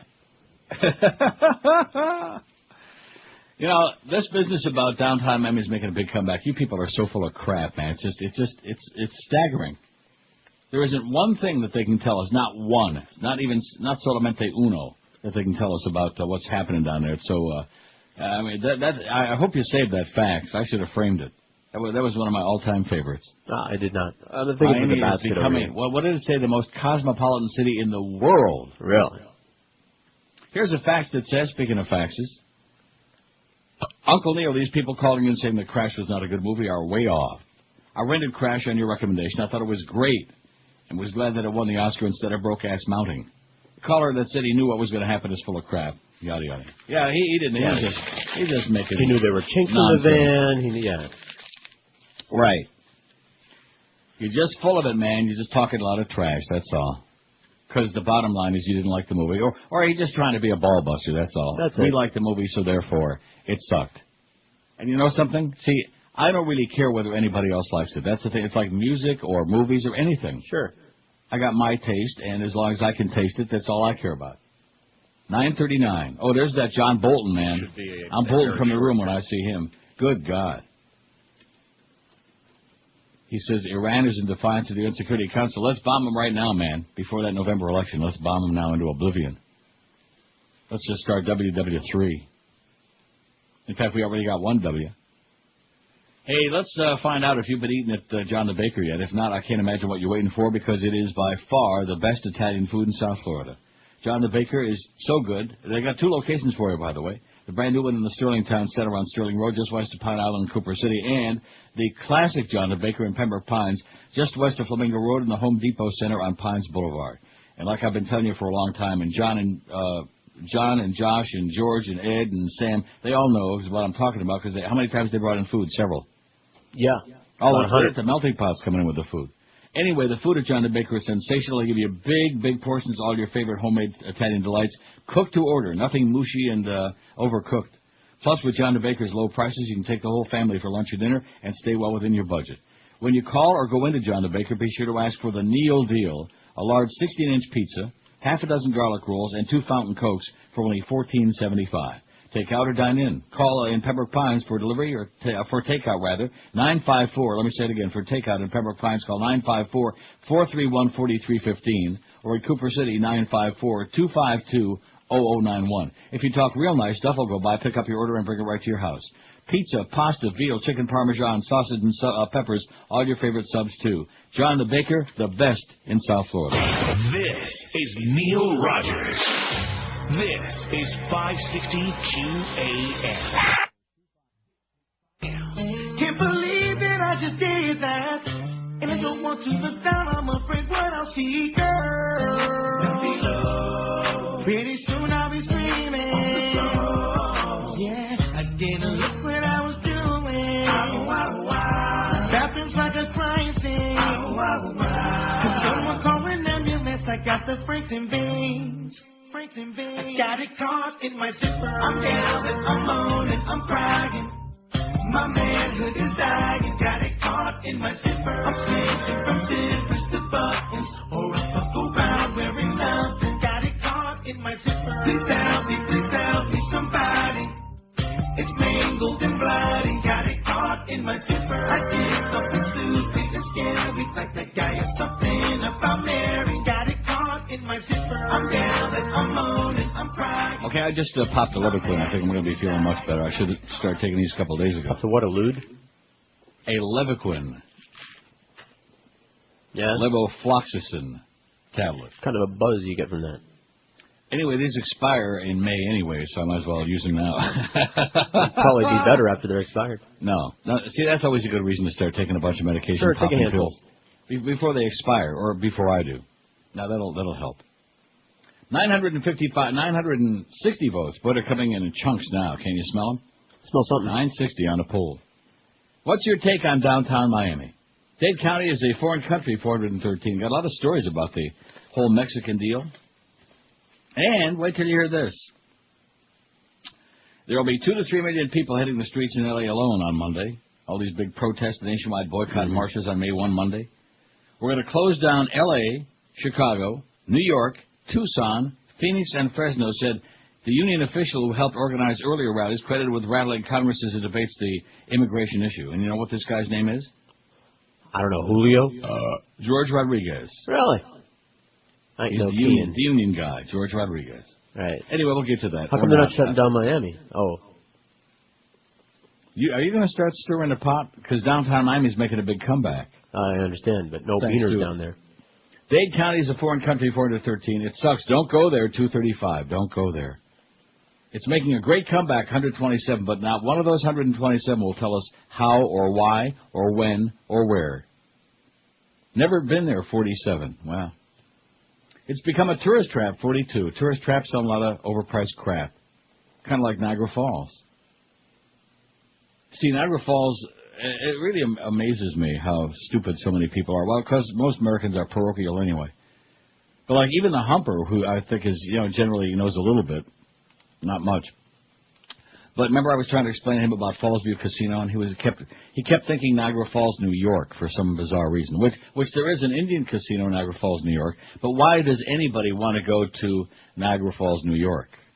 See, that's not where the honeymoon couples go. That's not where anybody goes. That really is, But it is definitely a tourist trap, and they got like the Waxy Museum. They got all the old fossils from Waxy. They got Rick Shaw's old cap. But they got a great casino there. That's all I can tell you. Anyway, it's become a tourist trap, 43. But then you could say that about Vegas, too, right? Tourist trap? That doesn't mean you can't have a good time there. You have a blast in downtown Miami. Go over to Bayside. Yeah. You're out of touch, Neil. 40 people say that. 4%, I'm out of touch. Well, too bad. Too freaking bad. I'm going to stay out of touch. I hate this poll 32, and it's Paradise 24. I just made a decision. I said this about a month ago, but I'm going to do it this time. I'm getting rid of that Norma Kent. You deal with him. I keep looking for an email I was supposed to have this morning. Although it has to do with you. You get in touch with him about your deal. Okay. I'm not going to be the pimp anymore. All right, don't be the pimp anymore. I don't drive a yellow Seville. I'm not the right shade to be a pimp anyway. I'm not participating in that shenanigans. Don't. As it is, you can hear, I'm, struggling a little bit this week with the voice, with the flu and this cold, whatever this is, pneumonia, whatever I got. And he calls last night out of the blue and wastes 45 minutes of my time on the phone and my voice, getting me all whipped up about nothing, about things that I have no interest in. The crux of the phone call was that the Beasleys are a bunch of idiots and they're impossible to deal with. Now, I really need him to call me to tell me that, right? Right. Yeah, get me all stressed up and then apologizing for calling and get me all... I don't care. I just want the money. Is that so hard to understand?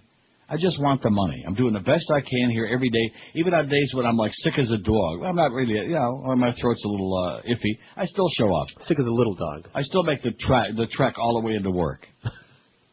From the room. The snow. That's right. Through the sleet. But just go away, Norma. I'm not sending you any more money. I don't want your services. You deal with George. You can be his client. Okay, he's got my number. I'm sure he's going to want some serious cash from you, because he's getting you that big raise and retroactive and full bonus summer. First of all, arguing about bonuses on this station at this point, I think it's kind of a moot point, don't you? Yeah. I mean, I wouldn't be planning on spending any bonus money. I know because I know that Josh, in his new deal, he's got written in the guaranteed bonuses. Oh, yeah. Because he knows that we ain't going to be getting no bonus, not the way that they're dismantling this joint. So good luck to you, Norma. Okay, thanks for the memories, but go away and just don't ever call here again. Because I'm just going to hang up on him. I'm not giving you no more money, and you're annoying. That's all. And what he likes to do, because when he tells me that all this screaming with Joyce and this and that, and all, based on what? Based on what? I got almost 3 years left on this deal. I don't have any great immediate issues. The paycheck showed up a day early again this time. That's fine. That's all I care about. I don't care what the hell they do to this place. Well, why the hell should I? If they don't care, why the hell should I care? Right.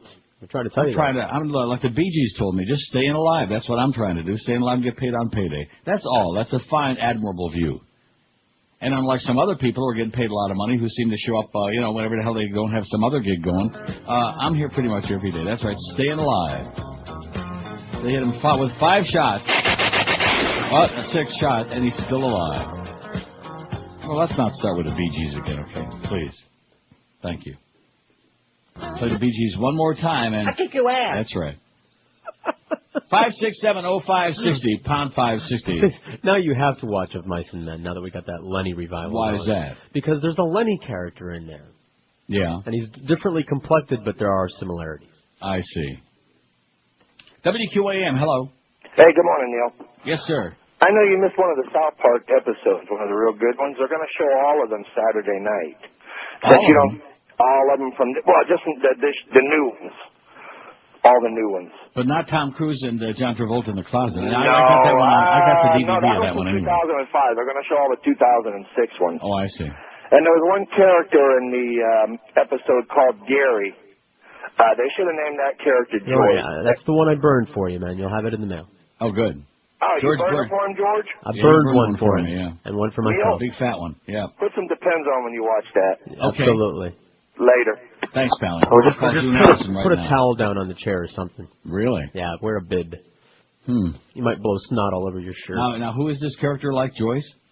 It's very much like Joyce, yes. Mm-hmm. Constipated, bitch. Yeah. I mean, I don't need somebody to I don't call want to me ruin it for you. I don't need anybody to call me up at night or at any other time to tell me that the Beasleys are a bunch of idiots and they're impossible to do business with. I don't need that. I know that. You know what I'm saying? We don't need any reminders. You're just an impediment to my existence, Norma, and what you've accomplished in this last period of time now, I could put in a thimble and have room for the Chinese army left over. It's been a long time since you nailed down much of anything. Well, at least in this, I'm not sure what else you're nailing, but that's, I can imagine. 978 votes. What did I tell you? We'll have 1,000 votes by noon. Then they will fear us. This is Neil Rogers. Rock solid. This is 560 QAM. Friday, you bastard. I hear the voices. I listen to all voices. Hell, buddy, Jesus here. Have you killed all the homos yet? We need their soul. Right, Pop? There won't be anyone left when you get back anyway, son. Don't worry, George. I made you the decider.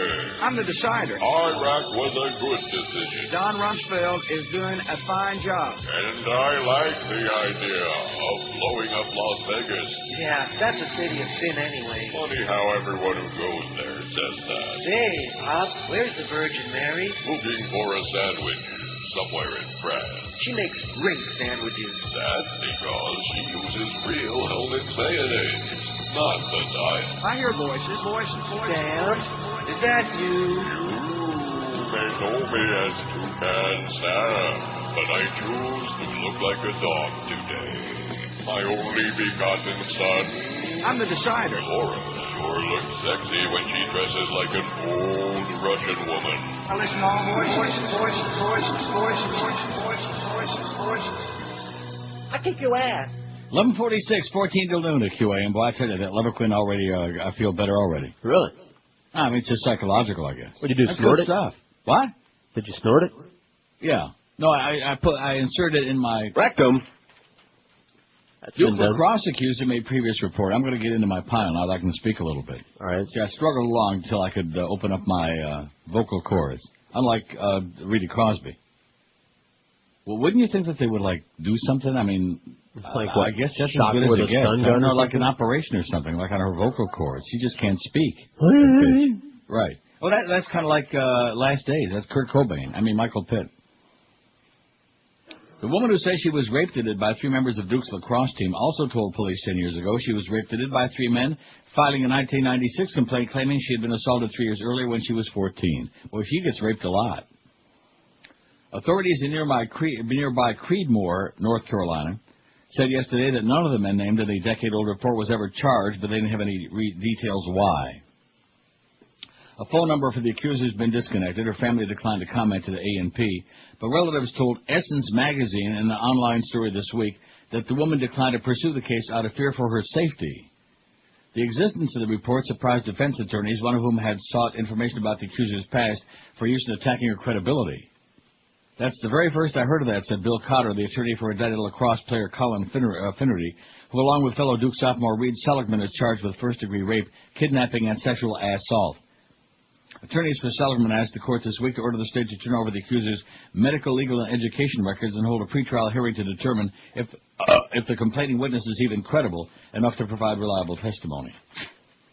The accuser, well, we know about that. She did this, she did that. According to the Creedmoor police report in August 96, when the woman was 18, she told officers she was raped and beaten by 3 men for a continual time in 1993 when she was only 14. She told police she was attacked at an unspecified location on a street in Creedmoor, a town 15 miles northeast of Durham, North Carolina.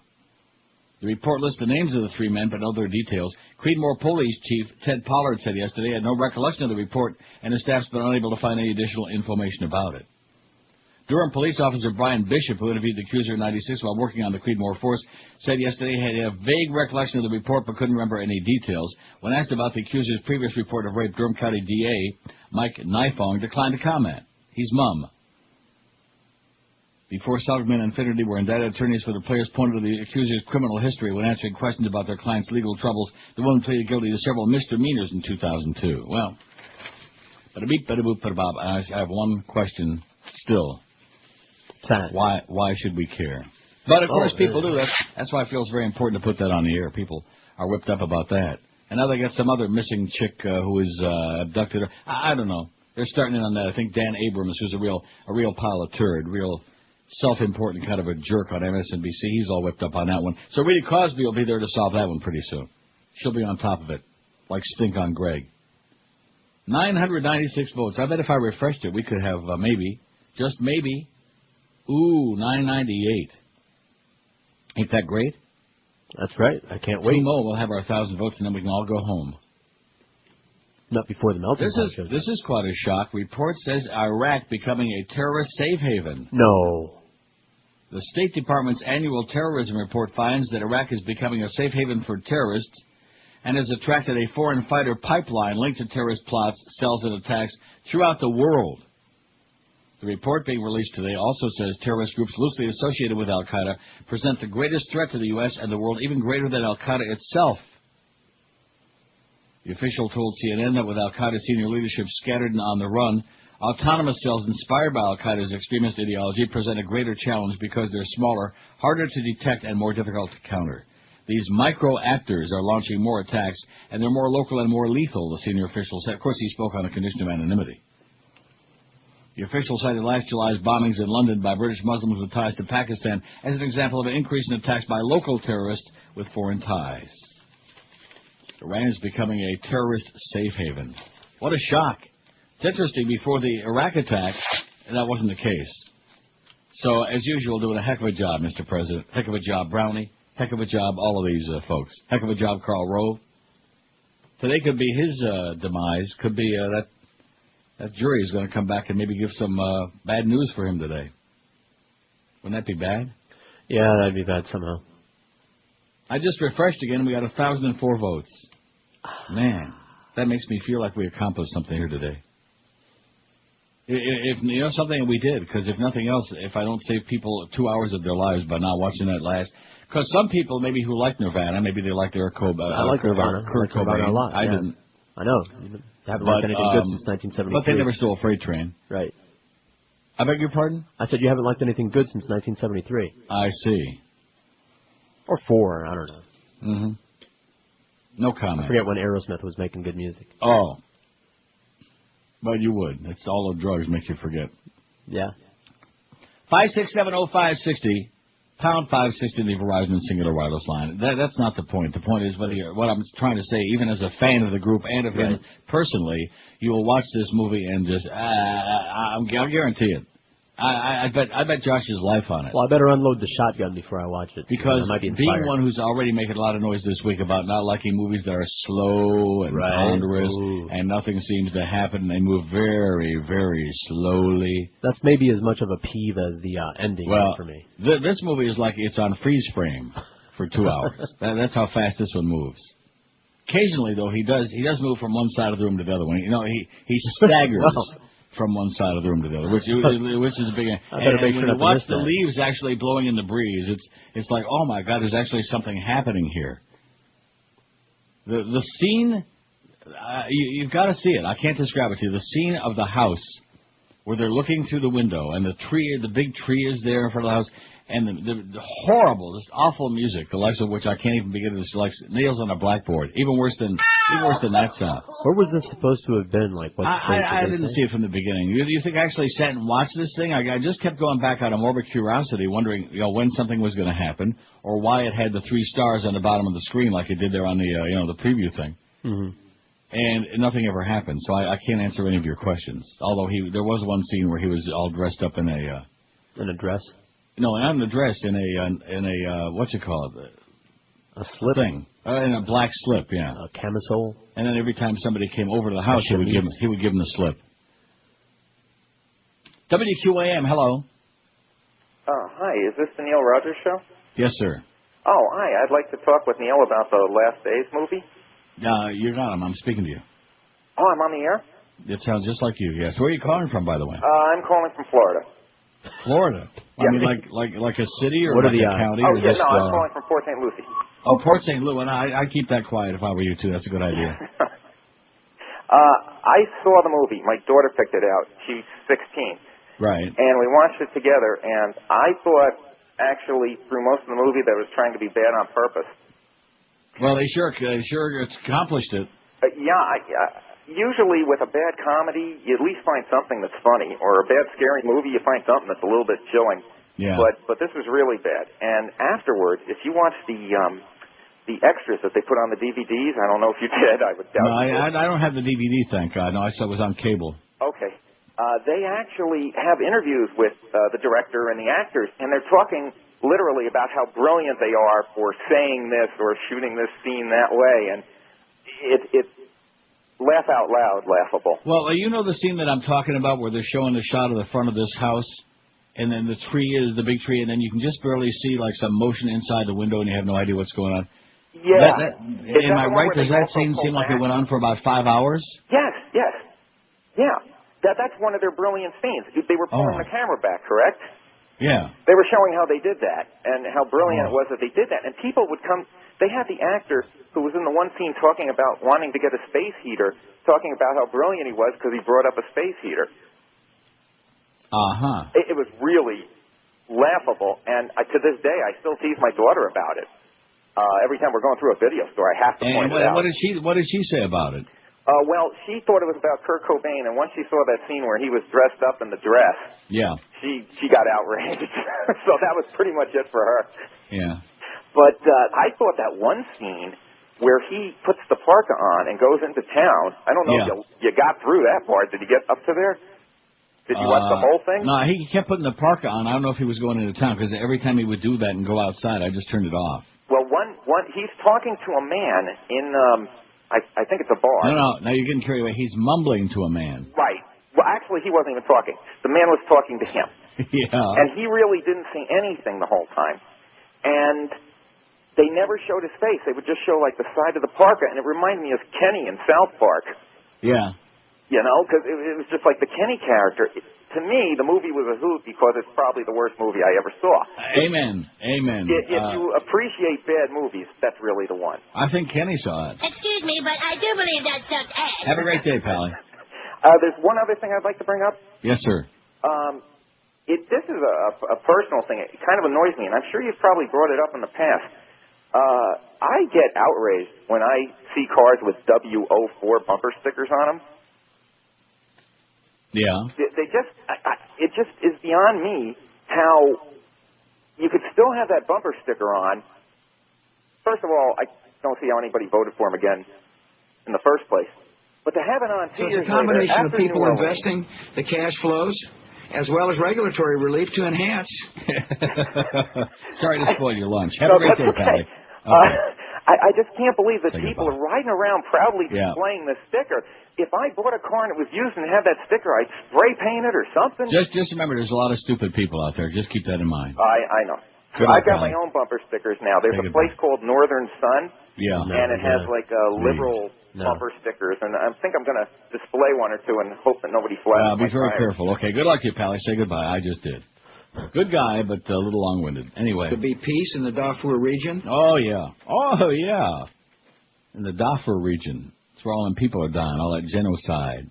But he can't be worried about. Well, look, if he didn't care about the dark folks in New Orleans, why did he care about the dark folks in Darfur? This is Neil Rogers. This is 560 QAM.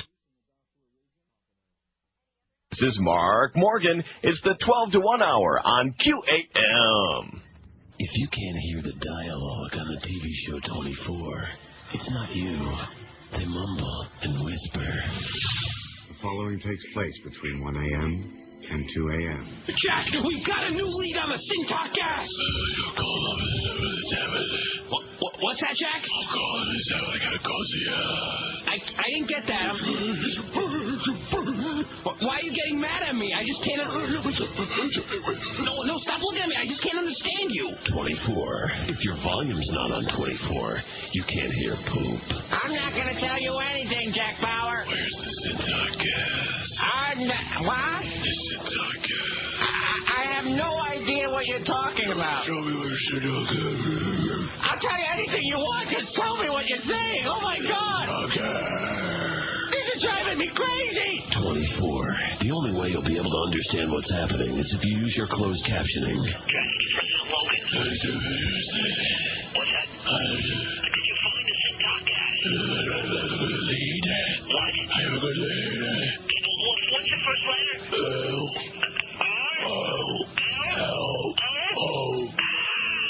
24. Where even the SAP button can't help you. No podemos buscar el Sintok gas. Sí, ¿Qué? No comprende. No te entiendo, Jack. Tendríamos que buscar el Sintok gas.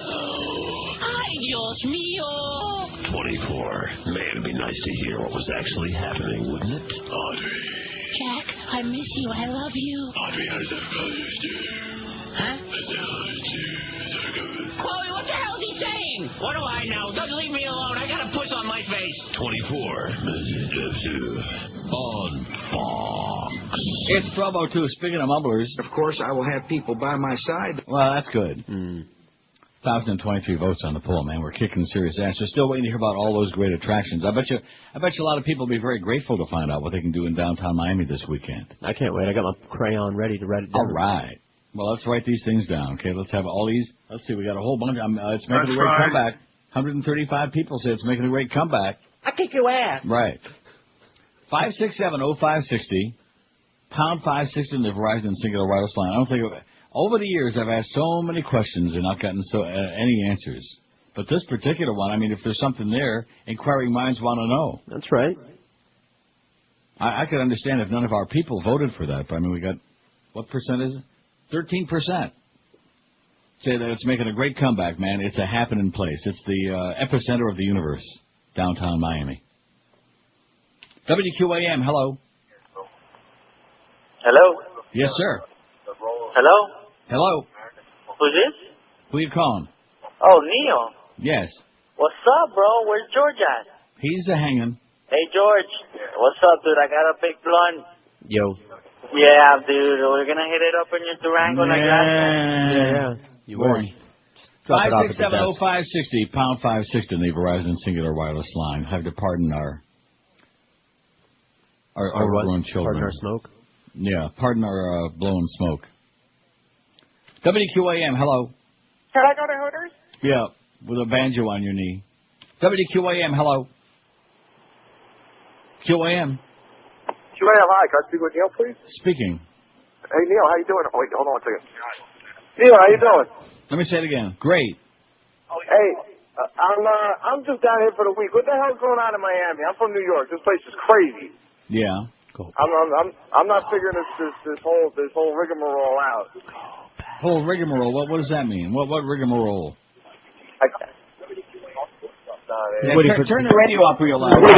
Go back to New York. You're right. Just go back. Turn the radio up. He's squeezing his cheeks, hearing his own sound on the radio. He's waiting for our 4-minute delay to build We know it's bad here, and go back to New York. Okay, we got enough New York losers already in South Florida. Get lost. They're part of the recipe for disaster down here.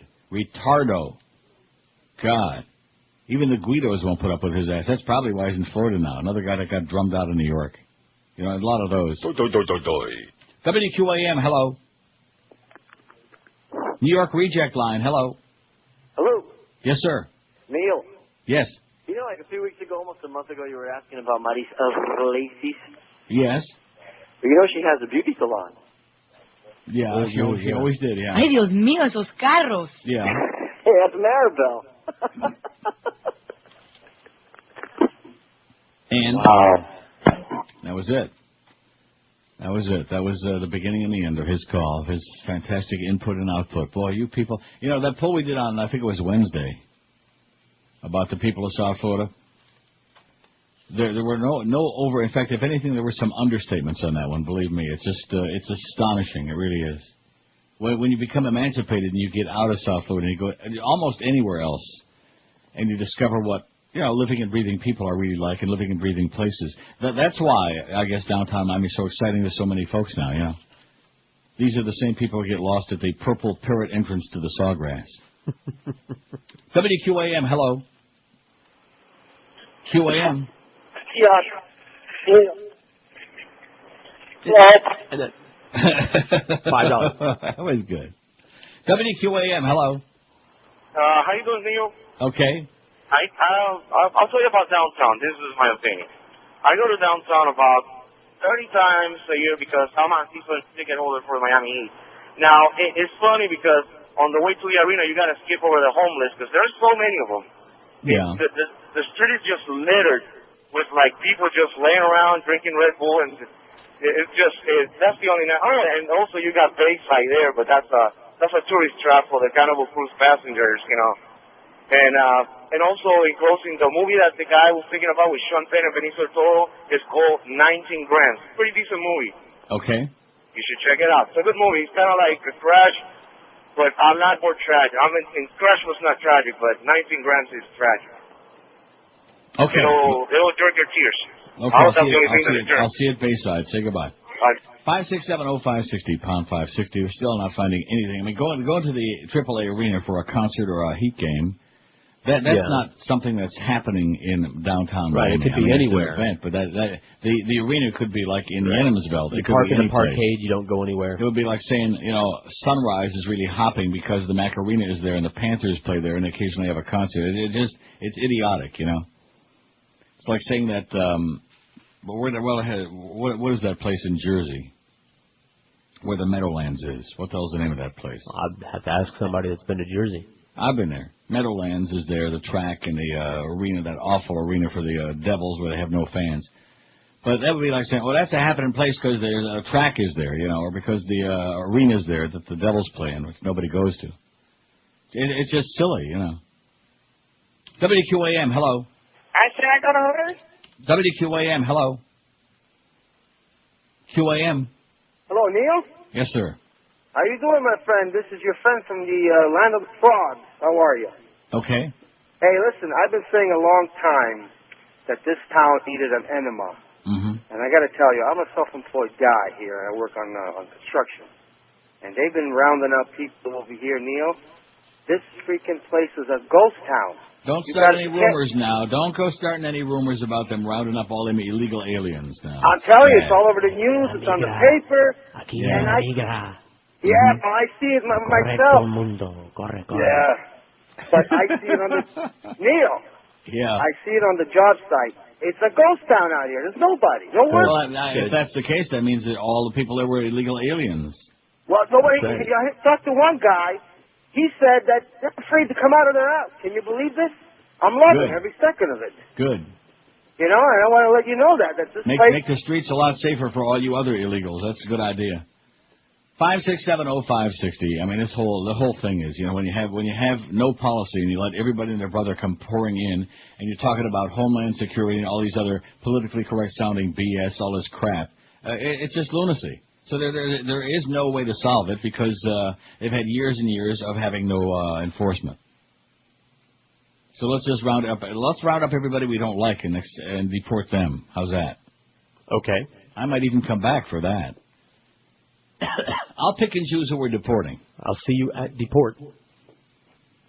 Starting with some of your agent provocateur countrymen there, some like Raul Saul, that whole crowd, you know. That's one of yours. No, he's not one of mine. It's one of yours. Jewish. Bugaron. 5670560. Pound 560 on the Verizon and Singular Wireless line. I kick your ass. Okay, just relax. Calm down. Yeah, when do we get him on? See, I don't have next week's schedule, but I got the weekend schedule. No, it might be posted out there, but I haven't got. Oh, more Geldy tomorrow. Oh my God, we are Geldy intensive. We got. Oh, and then Sunday morning we got Curtis and Len. I kick your ass together. on Sunday morning. And followed by Talking Hardball with a Crow. Seriously.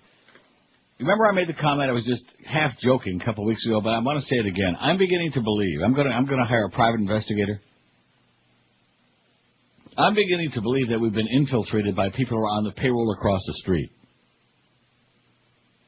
You know what I'm saying? Okay.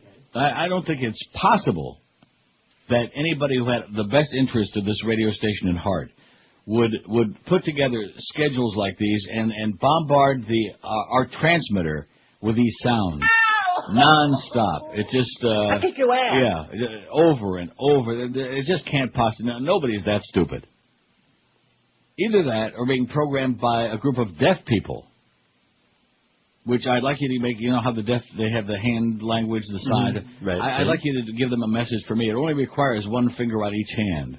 Okay. Which one? The same one. It's just, it's beyond description. It's kind of like that movie, Last Days, and I think there's something appropriate about the title of that movie in regard to this whole deal, too. I think we're in the final days. 12 minutes past noon. New Orleans and Mississippi. Yeah, they're in their final days. Hey, at the melting pot, your lunch there yet or what? No. But it's coming. I hope so. You know, you made a good point. That is, you know, they talk about how it's a 4-course dining experience, and it can be, but you can also go to the melting pot nearby you, and maybe you just want to have the cheese fondue and dessert. Right. Right, you don't have to have all 4 courses because they give you so much food anyway, and it's so delicious, you're going to eat so much, you're going to be dipping and dunking and just loving it. So if you don't have the humongous appetite, you don't have to do the whole deal. Anyway, whatever you decide you like at the melting pot, enjoy a variety of unique entrees and special melting pot dipping sauces. They've got that fantastic cheese fondue with 3 different breads, Granny Smith apples, and crisp veggies you dip in your cheese fondue. If you never had that, this is like out of this world. And next to your choice is salads, all with the melting pot's homemade dressings. And then for your entrees, you're dipping and dunking lobster and filet mignon and shrimp and Cajun-seasoned chicken, pork, portobello mushrooms, duck, and lots more cooked in oil or broth. You notice how fast, by the way, the Liverquid is clearing up my condition? No. It is. Okay. I feel like good enough to go to the melting pot right now. And for dessert, even though it probably sent my blood sugar through the roof, the chocolate fondue is out of this world. Dip all your good stuff in there. Fresh strawberries, bananas, pineapple. Stick all your fruits in there.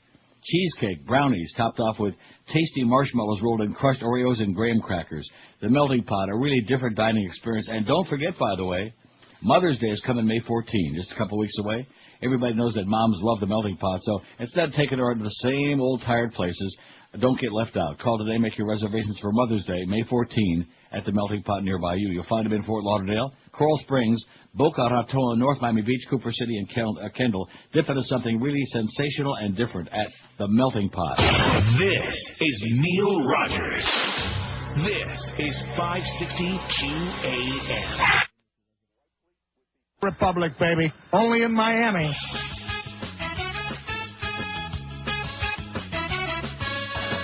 I like to go fishing inside the shower stall.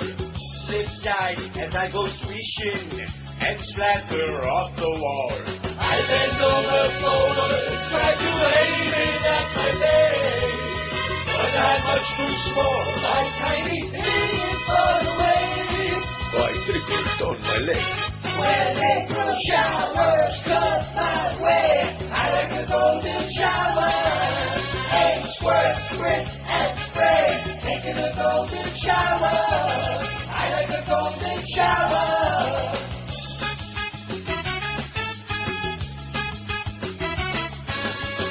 I use the trickle-down theory before I start to scrub. I rinse off my wee-wee with a pair of Luca gloves. Blowing on my toes makes me feel so wet and wild. Steaming is a scream when I bathe myself in bile. Aren't you glad that I use style? When April showers come my way, I like a golden shower. Egg, squirt, sprit, and spray, taking a golden shower. All right. Taking a golden shower. 12:18 at 560. There's Doofus. Documents, and therefore I believe... Bada beep, bada boop, bada bop. Same old crap. More woman trouble for bad boy Charlie Sheen. Oh, no. Hollywood actor Charlie Sheen, already in a sticky divorce from actress Denise Richards, is being sued by a woman who claims he used her as a model for the butt of jokes in his TV comedy.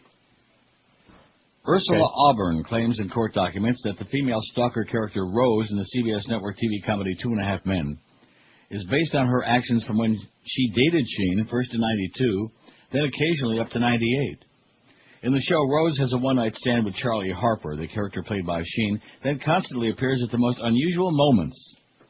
It's undeniable that Rose is based on Auburn, and people who watch the show and know Auburn can see the resemblance, according to the suit filed in L.A. Superior Court. It's also clear that the events based on Auburn's own experiences, as depicted through Rose, are clearly meant to serve as some warped and twisted joke between Sheen and those who know Auburn. Moreover, Rose is depicted on the show as a crazy female with no life, except for stalking Harper every day of her life, reads the document. I have no life. During the relationship, Auburn was always the more interested of the two, and in many ways pursued Sheen, reads the suit, which calls for no less than $1 million in damages for humiliation and emotional distress. Not that dress, but distress. The case was filed less than a week after former wife and ex-Bond girl Richards, 35, claimed in divorce documents that Sheen, 40, threatened to kill her, beat her, popped pills, solicited prostitutes, and was obsessed with internet pornography during their marriage. Sheen denied the charges, but a judge ruled he must stay away from her and their 2 young daughters. Former Hollywood Brat Pack member Sheen is the son of West Wing star Martin Sheen and the brother of actor Emilio Estevez, who was in That Was Then and This Is Now. He was also in The Breakfast Club, which talk about a very slow and ponderous movie. Right. Oh. Teen angst. Where they sat around and bada-beep, bada-boop, bada-bop, bada-beep. It was boring. Who else was in that? Boring punk. Judd Nelson, Molly Ringwald, Anthony Michael Hall. Do I hate him, man. Oh, Judd Nelson. Good. Big nostrils. God. Huh? Big nostrils. Yeah, the nose. He's grotesque. Uh-huh. You know who he reminds me of? I give up. Jeff Goldblum. Okay. Same nose. I think you're anti-Semitic. No, I just don't like big noses. There are a lot of Italians with big noses, too. I don't like a big schnoz. 5670560 and pound 560 on the Verizon Singular wireless line. Especially a big schnoz with huge open nostrils where you can actually see inside. You know? Fall inside of those things. Oh. WQAM, hello. Neil. Yep. What's up, everybody? Cockamoon. Caca. Yeah. Uh-huh. Caca. Yeah, we already got our own. 5670560. We're still waiting to hear about the good stuff in downtown Miami. Oh, the good stuff's right here in the studio. Sigourney Weaver wants to find the melting pot. Oh, you got the melting pot. Oh, yeah. Excellent. We're melting it now. I'm jealous. I'm just going to jump into the pot. One of the few moments I actually wished I were there, just for a short period of time. Now, what are you dipping? We got the cheese dipping going on. We're not dipping yet. We're still heating it up. Still melting it down. Hey, if anybody out there never had fondue, because the first time I went there, I'd never had fondue. I didn't know what the hell I was in for. Boy. I thought I had fondue. How's You're that? in for a real good tweet, man, when you get that stuff. And you just sit there, and you want, the thing about it is, though, you don't want to stop eating it, because it's so good. I've been to people's houses where they thought that they were doing fondue. Yeah. But you really haven't had it until you've gone there. Correct. Well, enjoy it, okay? Just don't overdo it on that chocolate. Did they bring the desserts, too, I'm sure? No, just the cheese. That's all I asked for. Oh. Well, that's good. And I'm just going to dive into it. Because the desserts, when you start dipping all them fruits in there, like the chunks of pineapple and cherries and strawberries, boy, you get that fruity feeling. WQAM, hello. Hey, Neil. Yes, sir. What's going on? What you got to do is take those fries and dip them into some wet boogers and snot. Oh, yeah, okay, good. WQAM, hello. Hello, Neil. Yes, sir. How you been there? Okay. I haven't called you for about 30 weeks or so. Uh-huh. Now, Neil, I know this is not a sports show, but are you enjoying this hockey playoffs? I'm sorry. This is the best hockey playoffs. Well, good. I hope you enjoy it, okay? Wow. Have a good time. It's 12, not even 12:30 and he's in the bag. Oh, yeah. I enjoy the playoffs. It's the best damn crap I ever seen. Yeah. We don't discuss hockey on this radio station, okay? The station broadcast in South Florida where hockey is a foreign thing. It's an alien thing. It's an illegal alien. Right. Now, if it was an alien thing, if Alien was a hockey player, we could talk it from now till the cows come home. Or now till the sheep come home in Brokeback Mountain. WQAM, hello. Want to say hi to my girlfriend? WQAM, hello. Next Friday going to be Cinco de Crafts or Hellman's? WQAM, hello. Hello, how you doing? Hey. Hello? Yeah. Hi, just like to talk about some movies? What are you on now? You're like on Doggy Downers or something? What are you popping? Must be Downers. Still got that radio. Yeah. He's got the radio jammed way up his rectum. Wow. See, you know, these are the people who proposed it, that fax on Wednesday, and then, of course, I look on the poll, and it's just to be contrary. It's like the people who say, oh, Neil's out of touch. You know, I put those on there just because I know there are a lot of you just waiting to do your gratuitous crap, you know. You're out of touch, Neil, 44. See, I didn't have to put that on there, but it's a roosting place for that crowd, that 4%. It's always that same 4%.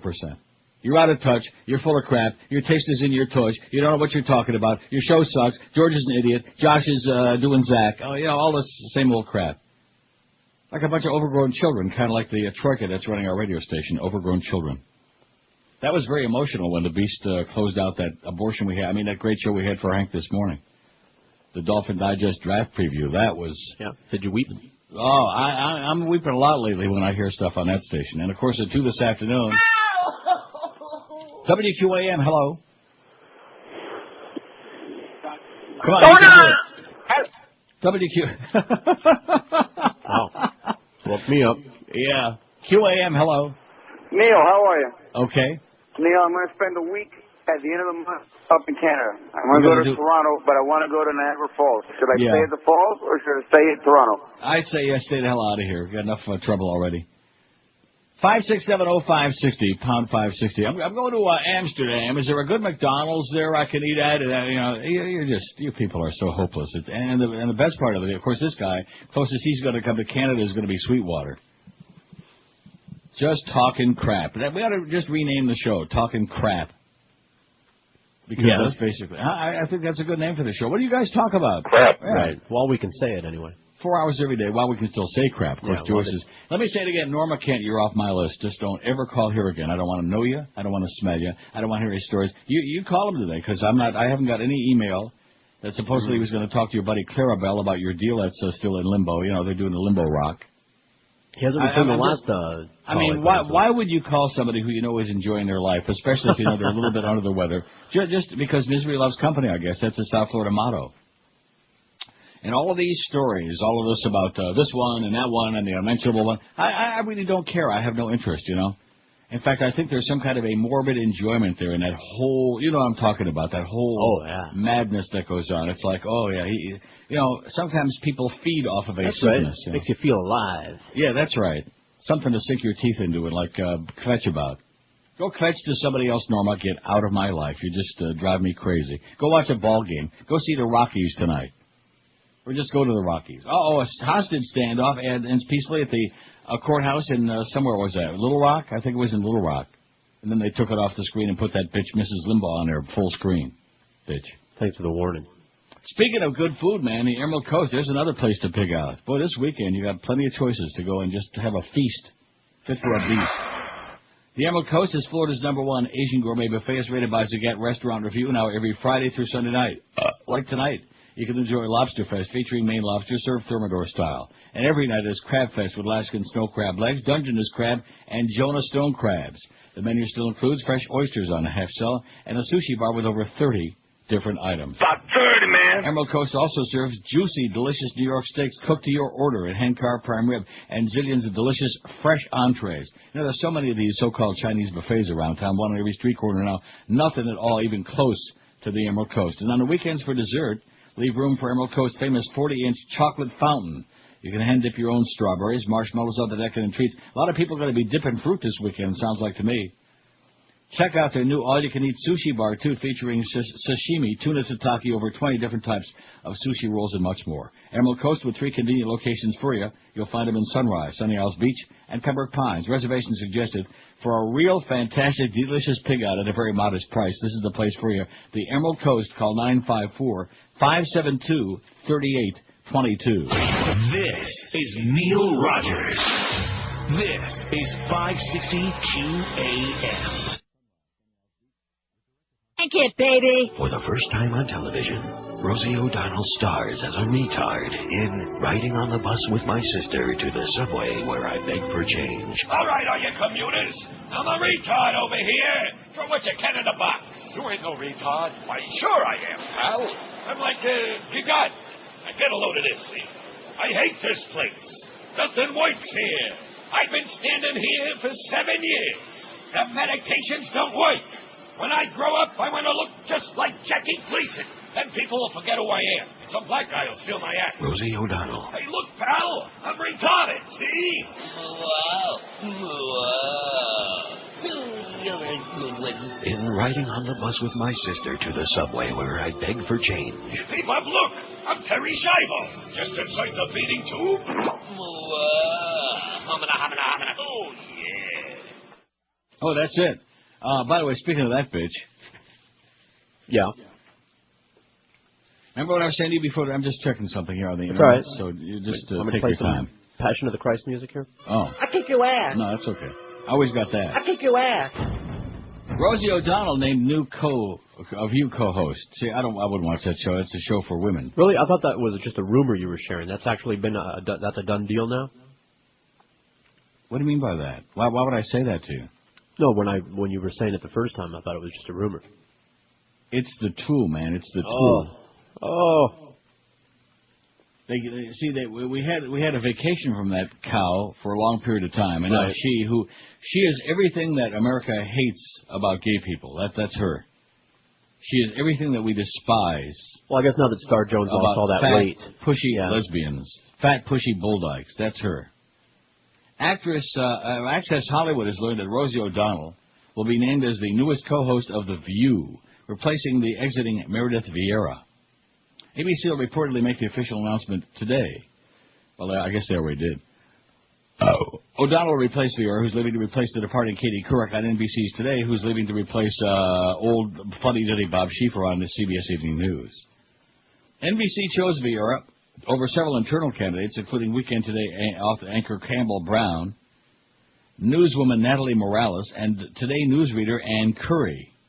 Brown and Morales had subbed for Couric on Today while she was on vacation at the end of last month. Meredith's vast experience as an award-winning journalist as well as talk show host make her the ideal candidate for this job, said Jeff Zucker, CEO of the NBC Universal Television Group. So Rosie's going to be on The View with all those other great broadcasters like Bob Wawa and Star Jones. Some other fat cow. they have to How are they going to have a set token. big enough for Star Jones and Rosie O'Donnell? Well, I was starting to say Star lost all that weight, so I guess they have to have one token fat cow. Well, they could always put Kirstie Alley on there. Fettuccine. Cookie dough. 1,075 votes. Uh-oh. What's your take on downtown Miami? I'm having a cheese accident here. Are you really? What's Josh eating? Kind of lost control of it. Well, it's in the other room. He's I'm popping in here when he break. can. He's watching me eat, and I'm going to eat it all. Oh, good. Yeah, eat it all so he doesn't get any. All for me. Dade County is a foreign country, 464. It sucks. Don't go there, downtown, 264. No matter what Petula Clark says, don't go downtown. I bet you got that, but you're busy eating now. Da-da-da-da-da-da. Huh? You got it? I don't want to hear it. It's really a boring song. Very overrated song, downtown. Boring. There we go. Here's Pet Clark. Anybody ever Pet Clark?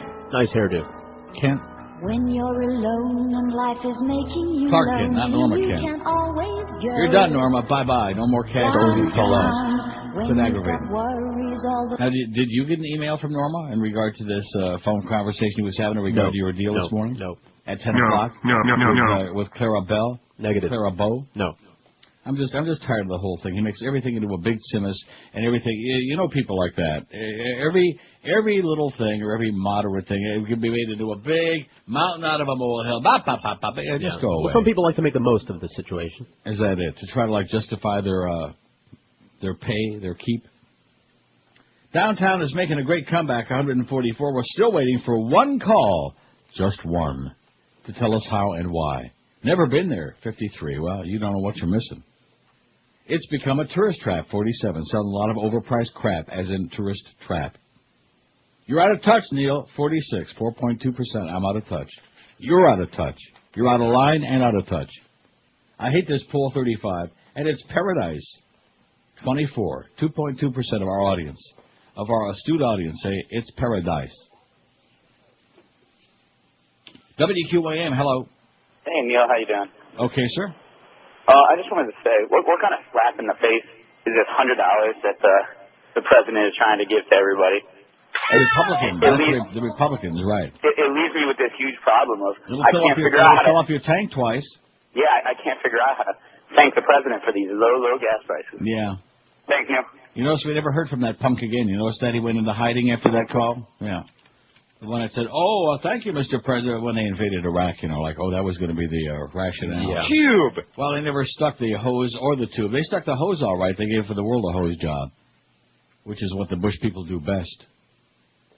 Oh, there's some of the schmata heads. Look at that. Police force. Some 1,000 strong, recruited from the city and led by a no-nonsense former Iraqi army colonel. Police Chief Saleh Al-Ami. U.S. soldier killed by roadside bomb in Iraq. There's another one. Getting very close to, 2,400, 25? I can't even keep track. I think the next, it'll be 2,400 very soon. Right. And the public is bada beep, bada boop, like that, Oh, a lot of excitement going on downtown Miami, Neil. That's the kind of stuff that they're into. I'm out of touch. Suit targets Joliet Diocese priest. Now, here's more propaganda you keep faxing to me. You're behind all this. Yes, I am. Chicago.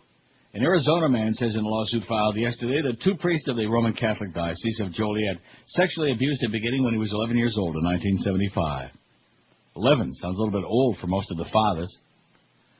Once, 43-year-old Tim Greco says he was in a shower with Reverend Philip Dedira in the rectory at St. Pius the 10th Church in Lombard. I almost said St. Pius the X. When the Reverend Richard Bennett walked in and discovered the priest and the boy naked together. Oh, my God. Greco says Dedira repeatedly abused him for more than a year and that Bennett molested him once.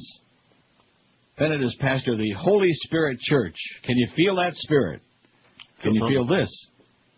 In Naperville, Illinois, Dedira was removed from the ministry by Joliet Bishop Joseph Imesh in 2002 amid reports that he sexually abused other boys. Greco says he reported the incidents to the diocese in 2004 and recalls a phone conversation he had with Imesh 2 years ago. He said, "What do you want from me, some counseling?" Greco said Thursday. He asked me if I'd brought it upon myself or somehow encouraged the priest to have sex with a prepubescent boy. Is that Greco or Greco? Oh, I'm sorry. A statement released by... I'll kick your ass. Okay.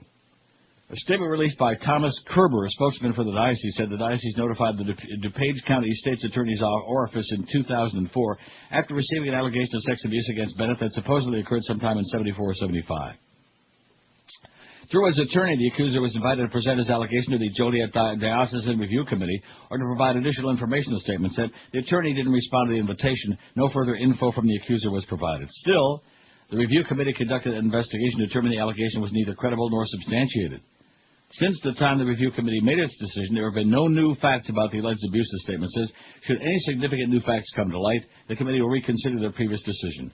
The statement went on to say the review committee will be convened shortly to consider the present situation. For the time being, Father Bennett will remain as pastor. His activities will be limited and restricted. No more hanky-panky with little boys for a little while, a couple of months.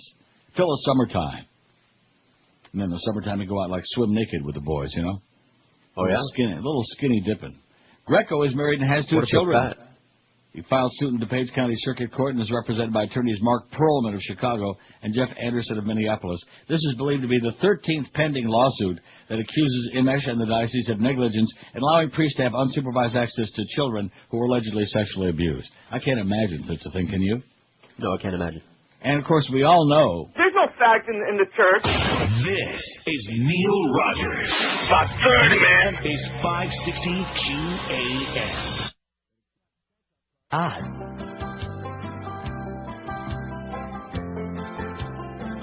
Just two young Duke boys, never meaning no harm.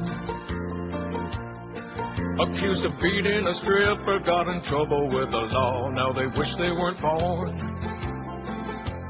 Watching her curves, eyeing her heels. Who'll prove they're innocent now? Well, their lawyers probably will.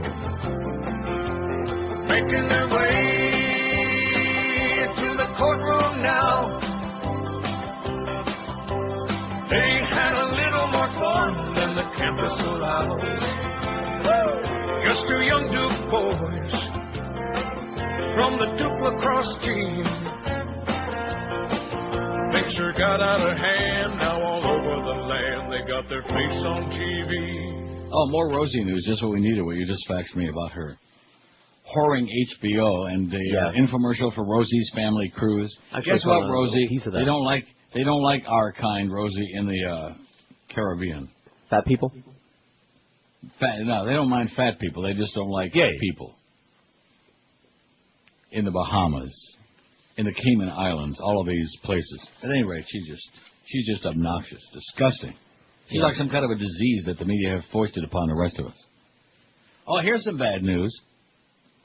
Chevron Corporation, number 2 U.S. oil company, said today its quarterly earnings rose 49% to $4 billion, topping Wall Street expectations and sparking a 2% rise in the stock. So all you Chevron shareholders, your mama.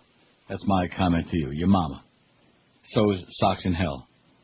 The results came as U.S. consumer anger grows over high gas prices and big oil's gushing profits. Yesterday, as you know, the world's largest publicly traded oil company, ExxonMobil, reported $8.4 billion in earnings, its biggest first-quarter profit ever. Record profits and record high prices. Wow, what a coincidence, huh? Yeah, it's just I'm sure it's those auto emission standards. It's got to be that. Can't be that they're raping the public. And it must be just a coincidence that our president was a failed oil company executive and that our vice president is up to his armpits in oil. It is. It's just a coincidence. You're paranoid. Just a coincidence. Just like it's a coincidence that Don Rumsfeld had all that stock in Bayer, which manufactured Cipro back when we had the big anthrax scare. Always the conspiracy. By the way, and also not to mention, of course, the Tamiflu stock that he's got. And speaking of anthrax, how are we doing on catching those anthrax mailers? Ever get those guys? We got any more people of interest? No. Never heard any more about that guy either, by the way. Well, they're hanging out with Osama, so we can't. Was that it? And don't forget about Abu Musab al-Zarqawi and Al Zarqawi and Al Goldstein and Al Jolson. And Mullah Omar. It's just pathetic. 1,106 votes on there, of which 145 said, you wouldn't believe, Miami's making a comeback. You know what? What? They're right. I don't believe it. We haven't heard one person yet. Not one. It's almost 1 o'clock. I have begged. I've gotten on my hind legs and I have begged assiduously to try to find somebody to tell us all the wonderful, all the fantastic. Maybe they just want to keep it to themselves. Maybe they're selfish. That could be. It's a secret. Don't tell anybody. Maybe they gave out some new tin cups to the homeless people there on downtown. I think they're zinc now. Maybe they gold-plated the exterior of the Camilla's house with all the money I raised for them. 5670560, pound 560 on the Verizon Singular Wireless line. I should have been out sick all week, It just dawned on me. But I'm glad you weren't. Yeah, then you were out sick on Wednesday, so I had no choice. And Josh could have done the show? Josh could have just, I don't know what. Could have eaten cheese. He could have eaten fondue and played all the forbidden comedy bits. That's right. Sounds like a show to me. There you go. That's coming on Monday, I think. Just giving you advance warning, George and I just might lay out. I got a horse race I got to go cover. Yeah? I got to go score a bag. There you go. So it's all in Josh's hands now that he's got that new contract. So did you check your email? You got an email there from Norma Kent? I checked my email. Nothing. And the answer is no. I told you. Can't get it done, man. Can't. The Beasleys are impossible. I don't want to hear about it. I don't want to hear no more stories. And then as far as don't ever, let me just tell you right now, don't ever put that Clarabelle on Mike again before the show in the morning. All right. I'll wait till after. Or after the show or any other time. I don't want to talk to it. I don't want to hear from it. It's just, he's still getting his feet wet. What's that wet foot, dry foot thing? I think you ought to go out and buy him some hip boots because it's getting pretty deep in here. WQAM, hello. We sent Ricky Williams to Toronto. Yeah, I see that. The Argos, yeah. Big deal. Yeah. We're gonna send it back. He'll find some fine weed here, though, I'll say that. That's probably why I want to come here. Ricky Williams coming to the Argos. Is that a done deal, Josh, or is that still in limbo? I think it's still in limbo. No. Well, they don't want him coming here hopping up all the good weed. Yeah, Ricky Williams, in fact, he and I probably be having a lot of lunches together. WQAM, hello. Hey, Neil? Yes, sir. For those people that think that Miami's making a comeback, how come there's a record amount of real estate on the market right now? It was in Wednesday's paper. Yeah. On the front page of the Sun Sentinel. They've never seen this much real estate for sale. And I have friends in real estate, and they tell me that nothing's doing. They're sitting around drinking cocktails in the afternoon because nobody's buying anything. I'll be damned. So if it's so great, why is everybody bailing? Yeah, and if it's so great, how come it's 1 o'clock almost and nobody has called in with one, story? This is just, people trying to. They think that by talking about it, they're going to make it happen. They're in a dream world. Neil, there's 20,000 townhouses and homes for sale in Broward County. Yeah. My neighbor has his house for sale for $500,000. You realize for somebody that buys that, the taxes on that is $12,000 a year. I mean, that's nothing to you. But for schleppers. Well, what do you mean that's nothing to me? $12,000 a year is nothing to me. I could have a couple of good days at Woodbine with that. Can I go with you? Have a great day, Pally. Bye-bye. See you. I'll see you at a good machine, man. I'll show you the good machine. Yeah, I should have taken off today and gone out there. I could have been sick at Woodbine. Usually am. It's just, I just don't know. They're just. It's so sad that some of these places are really stealing from the public. Can I just, maybe tell me I'm crazy. You're crazy. And then I'm just fantasizing. But I know it. I played for a long time now, 2 years. I'm not just talking about going to Vegas and diddling around like I used to. I'm talking about being a serious slots player, which of course is silly. It's stupid. But then again, a lot of things I do are stupid. That's what Mo said. But anybody that tells me that the progressive machines aren't on computer timers, as far as I'm concerned, is uninformed or a liar. They can be whatever they want them to be. Yeah, see, with the chip. Here's the deal. I know this for a fact, and many of the players and the regulars, we discuss this all the time, but we're so stupid we don't, when you're sitting there, you don't want to just sit and look at your watch and just wait and wait and wait, or, go take a leak and put a cup on a chair, but you'll notice that since they are connected, I finally did get them to admit that to me, the progressive are all connected, that there will be a period usually at the top of an hour, or sometimes like at 45 past the hour. And all of a sudden, for about 5 minutes, the bells are ringing, 400 over here, 1,000 over there, somebody gets 1,500 on the line. And that goes on for a few minutes, and then all of a sudden, you could hear a pin drop. It's all the machines, very, very quiet. No coins dropping, nobody plopping, nobody, They're on timers. And the reason that nobody can admit that is because, first of all, if they did, somebody would have to kill them. That old line about if I told you I'd have to kill you? It's that deal. Because if they're on timers, that means that they're perpetuating a fraud. Because that means that there are periods of time when you're sticking your money in there, when the machines are turned on slow cook or the coma mode, as I call it, when you haven't got any chance of getting any return, when they're not going to pay. They just aren't going to pay. And I've sat through those periods of time, and you'll get a spin on the Wheel of Fortune and think, hey, now the spin will be like 25 or 30, Almost every time during the coma mode. So even if you do wind up getting a spin, it's squat. That's gone in like 40 seconds. Spin and squat? Yeah, spin and squat. So and the one thing in my life before they stick me in the ground, and I know it's not going to happen here. We can't even find anybody here to stick up for downtown Miami, and rightfully so. But find somebody who worked not just worked in a casino. I know plenty of people worked in a casino. But I'm talking about who've had access to that computer room. I'll tell you, it's too bad that Fat Rich ain't still around, because if there's one guy that could weasel his fat body into that place, he's the guy that could do it. He was a computer guy, too. He could have hacked into it. Yeah, that's right. And I told you the one time he damn near got kicked out of Pompano Park for life because of the fact he sneaked in the computer room. And he said, what are you doing in here, Fat? Yeah, he did. I'm lost. I was looking for the buffet. Yeah, a little on the pushy side. And then he would go into the kitchen. More than once he went into the kitchen down there. I can believe that. Yeah, he did. Yeah. See how his onion soup was coming or whatever, his crudite dip. But, he did actually wind up in the computer room once upon a time. And they frown on that. I wonder. Too many buttons and too much at stake. But I'd like to get in the computer room at a slots place sometime. Because, and let me say it again, in Fallsview, the reason that they approached me in the first place is that once you stick your player card in there, they can see how much you're playing.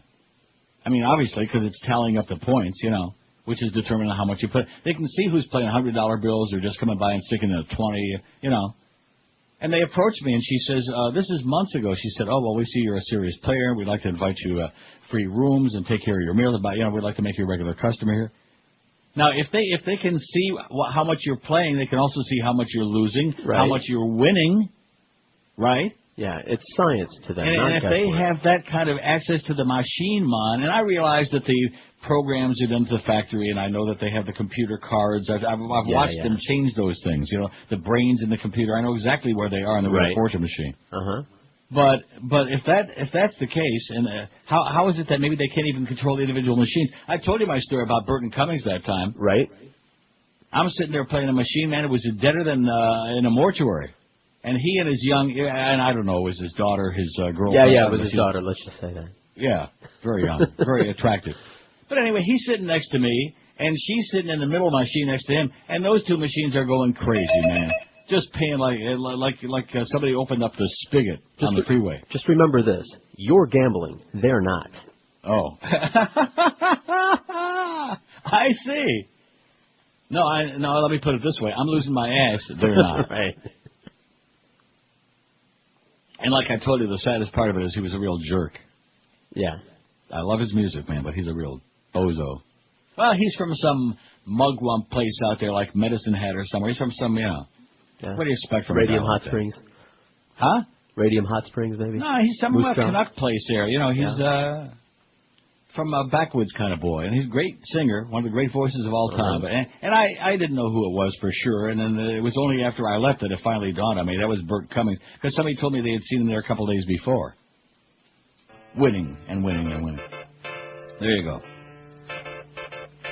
What a jerk. Oh, look at that. He got and I told you, he kept making a comment. He and the girl are winning like crazy, and I'm losing my ass. And I'd get a spin on the Wheel of Fortune thing, and I'd get like 25. Oh, look at that. He's got another spin. Oh. Well, they were winning your ass. Yeah. Like I said, big winnings. Hey, speaking of Pompano Park, all you horse racing fans and poker players, Pompano Park Racing and Poker has got all the gambling action you could ever want, and they'll also feature simulcasting of the Kentucky Derby, the Run for the Roses, next Saturday, May 6th. You don't have to waste any extra gas or drive any further than you have to in order to watch it plunge on the Kentucky Derby this year. Pompano Park will feature early bird wagering on the Derby next Friday, May 5, starting at noon. And then on Saturday, May 6, you can watch and wager on the Derby, plus the last two races from Churchill Downs. Come be part of the crowd as they root home the winner of the first leg of the Triple Crown. Pompano Park will also have free past performance pages for the Derby field, too, for you. Free. Located just a half a mile from both I-95 and the Turnpike, Pompano Park is easy to get to, and best of all, offer you free admission and free general parking every stinking day. Live harness racing in the great smoke-free poker room, open every Wednesday, Friday, and Saturday. Poker room opens at noon. In fact, they're going right now. Goes on till midnight. And live racing gets underway nightly, Wednesday, Friday, and Saturday, like tonight, 7:25 p.m. Don't miss out on Dollar Night Wednesdays when draft beer, sodas, hot dogs, and more just $1 a piece, starting at 6 in the p.m. Don't forget to come out Saturday, May 6th, a week from tomorrow, to watch and plunge your lungs on the Kentucky Derby at Pompano Park, a block south of Atlantic Boulevard on Powerline Road. Call 954-972-2000 for the current racing schedule, or on the wicked web, it's pompanopark.com. This is Neil Rogers. This is 560 QAM. Oh, this is honest. This is not a tumor. It's the 1 to 2 hour. Ooh,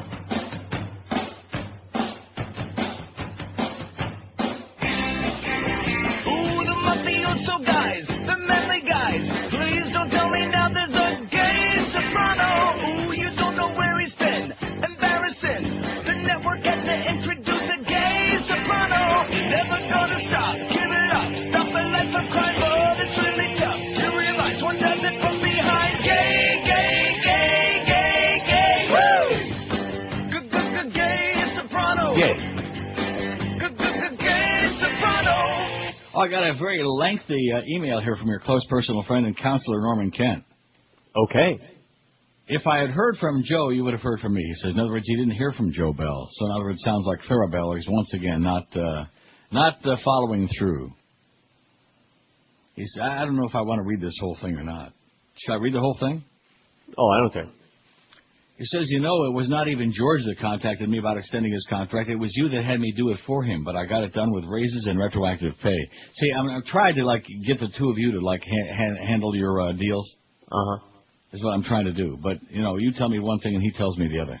And you keep telling me, and I tend to believe you, that he's not returning your phone calls or your messages. Isn't that what you told me? The last one, I only left one last phone call, returning his phone call, and he hasn't returned that. So right. Bottom line is, I have a new contract in place that he could sign, but we agreed to amend it to include a singular term more favorable to George, giving him the full bonus in the summer book. Yeah. Here comes the best part. See, and I don't retract anything I've said, because years ago, this man did a lot of wonderful things for me, and I appreciate them, and he's been paid a substantial amount. The comments you're making about me are typically out of line and unacceptable, and inconsistent with the tedious and time-consuming efforts I routinely exhaust on your behalf toward a company that doesn't fully appreciate your worth to them, and I might add to a company that if they'd listened to you in the first place, wouldn't be in the battle it's in today. Well, that part is correct, but they won't listen to me. And we got a new guy that doesn't return your calls, and that didn't call you from you at 10 o'clock this morning, and it just, just leave me out, okay? Leave me out. I'm a doddering old fag, okay? I'm an old man. Leave me out. See, you and Norm ought to be, because I don't have any issues with them now. I mean, the fact that the place is disintegrating around us, I mean, as long as the checks keep showing up, what am I going to do about that? Right. Like even he says here, a company that if they would listen to you in the first place wouldn't be in the battle they're in today. That is correct. That is absolutely correct, sir.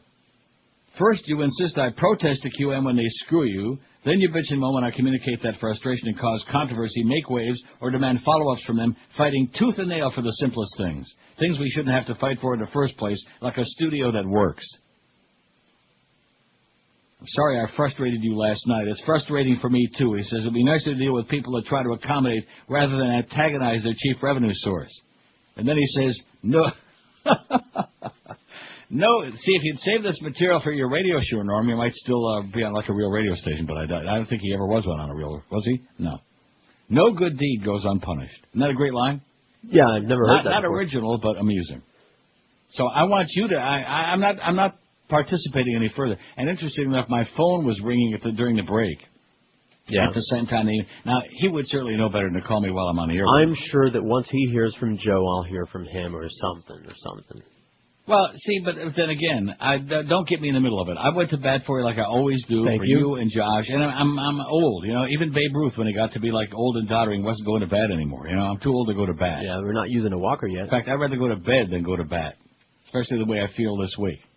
So don't take it personal, Norm, unless you want to, but you're getting on my nerves, you know. You're aggravating me. And plus, you know, the comment you made to me, let's air it right out here on the air today. You didn't want to call him because then you're afraid he's going to ask you for money. Well, what do you expect he's going to do this for you for free? For coupons. Would you like me to pay him for your doing your work, too? No, of course not. How about Josh? He's getting that big raise. How about Josh? He never bought you that big screen TV he was supposed to buy with his raise. I'm going to hit him up for that as soon as this deal's done. Yeah, there you go. No, it's the other way. I thought you were buying George one. That's right. George was buying for you. Don't twist it around now.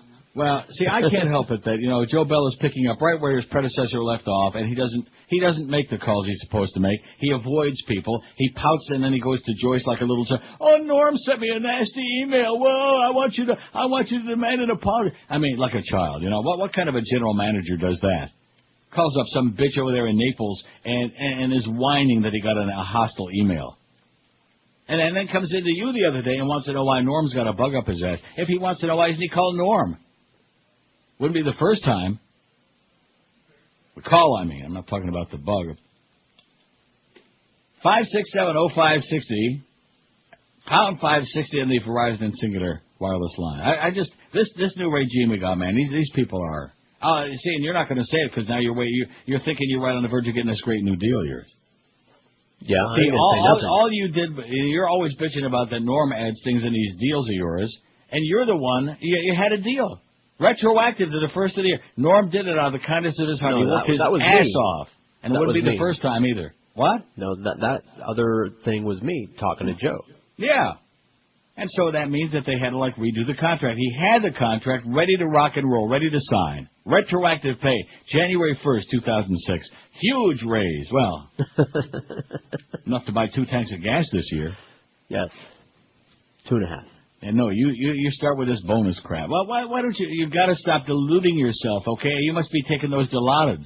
Hey, we've only not made number 1 twice in the summer. I got news for you, man. We're going to be making a lot of number 1 and mostly a lot of number 2.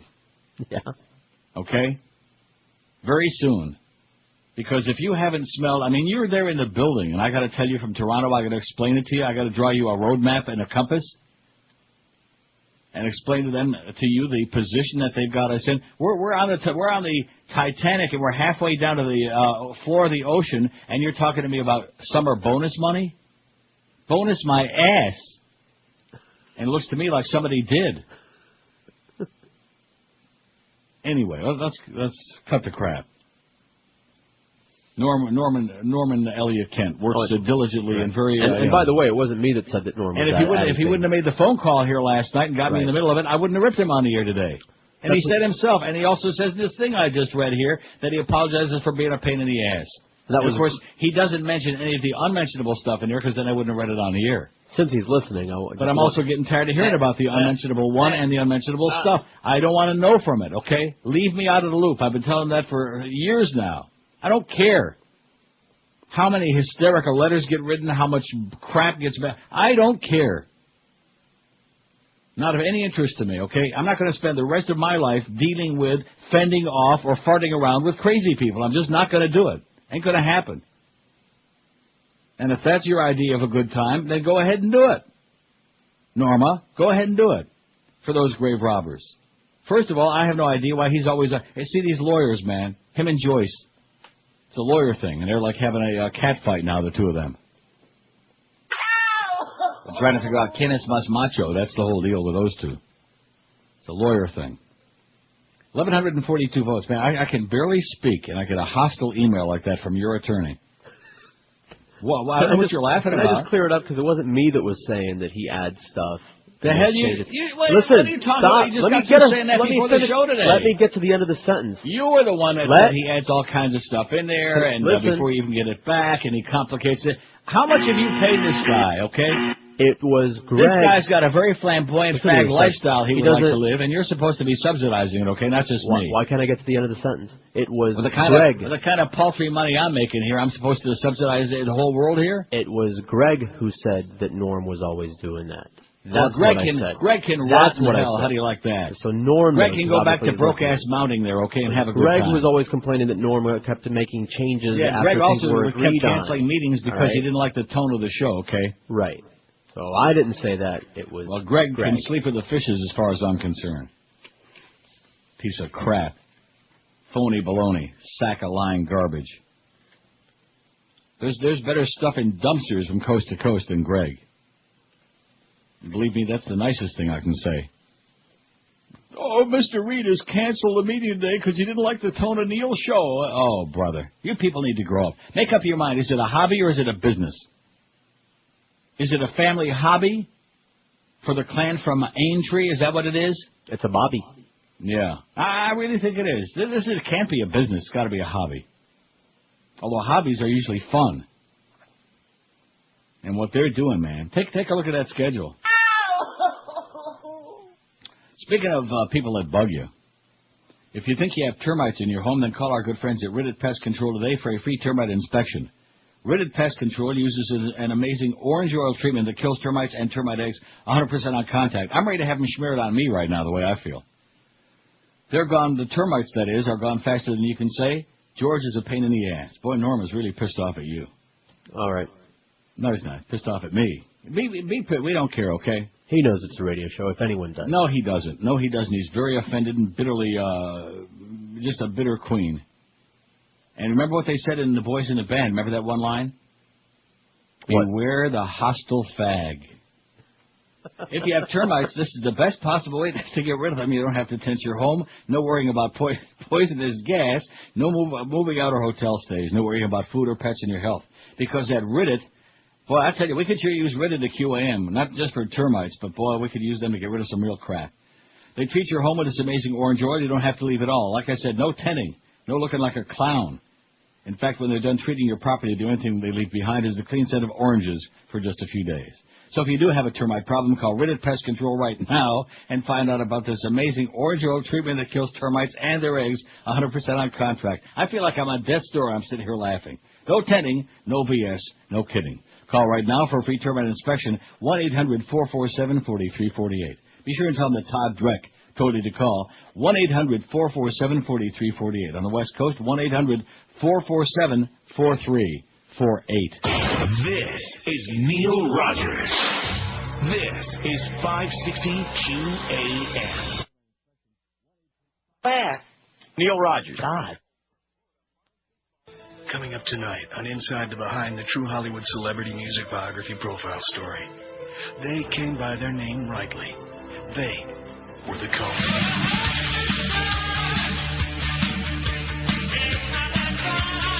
The cult was led by Ian Astbury. Oh, Ian couldn't make it, but I'm a cult representative. Would you like to take a free test of your personality? Whoa, hold on. Just 500 questions. It will only take you 3 hours. I don't think so. Do you ever feel like you might like to be healthier or make more money? Oh, come on. Who has never thought of that? I see. So you're dissatisfied with life. Now look. Oh, and there's a film presentation. No, I don't want it. Welcome to the Church of Astbury. Take control of your life by doing exactly what we say and giving us as much of your money as you possibly can. I'm out of here. We have a runner! We have a runner!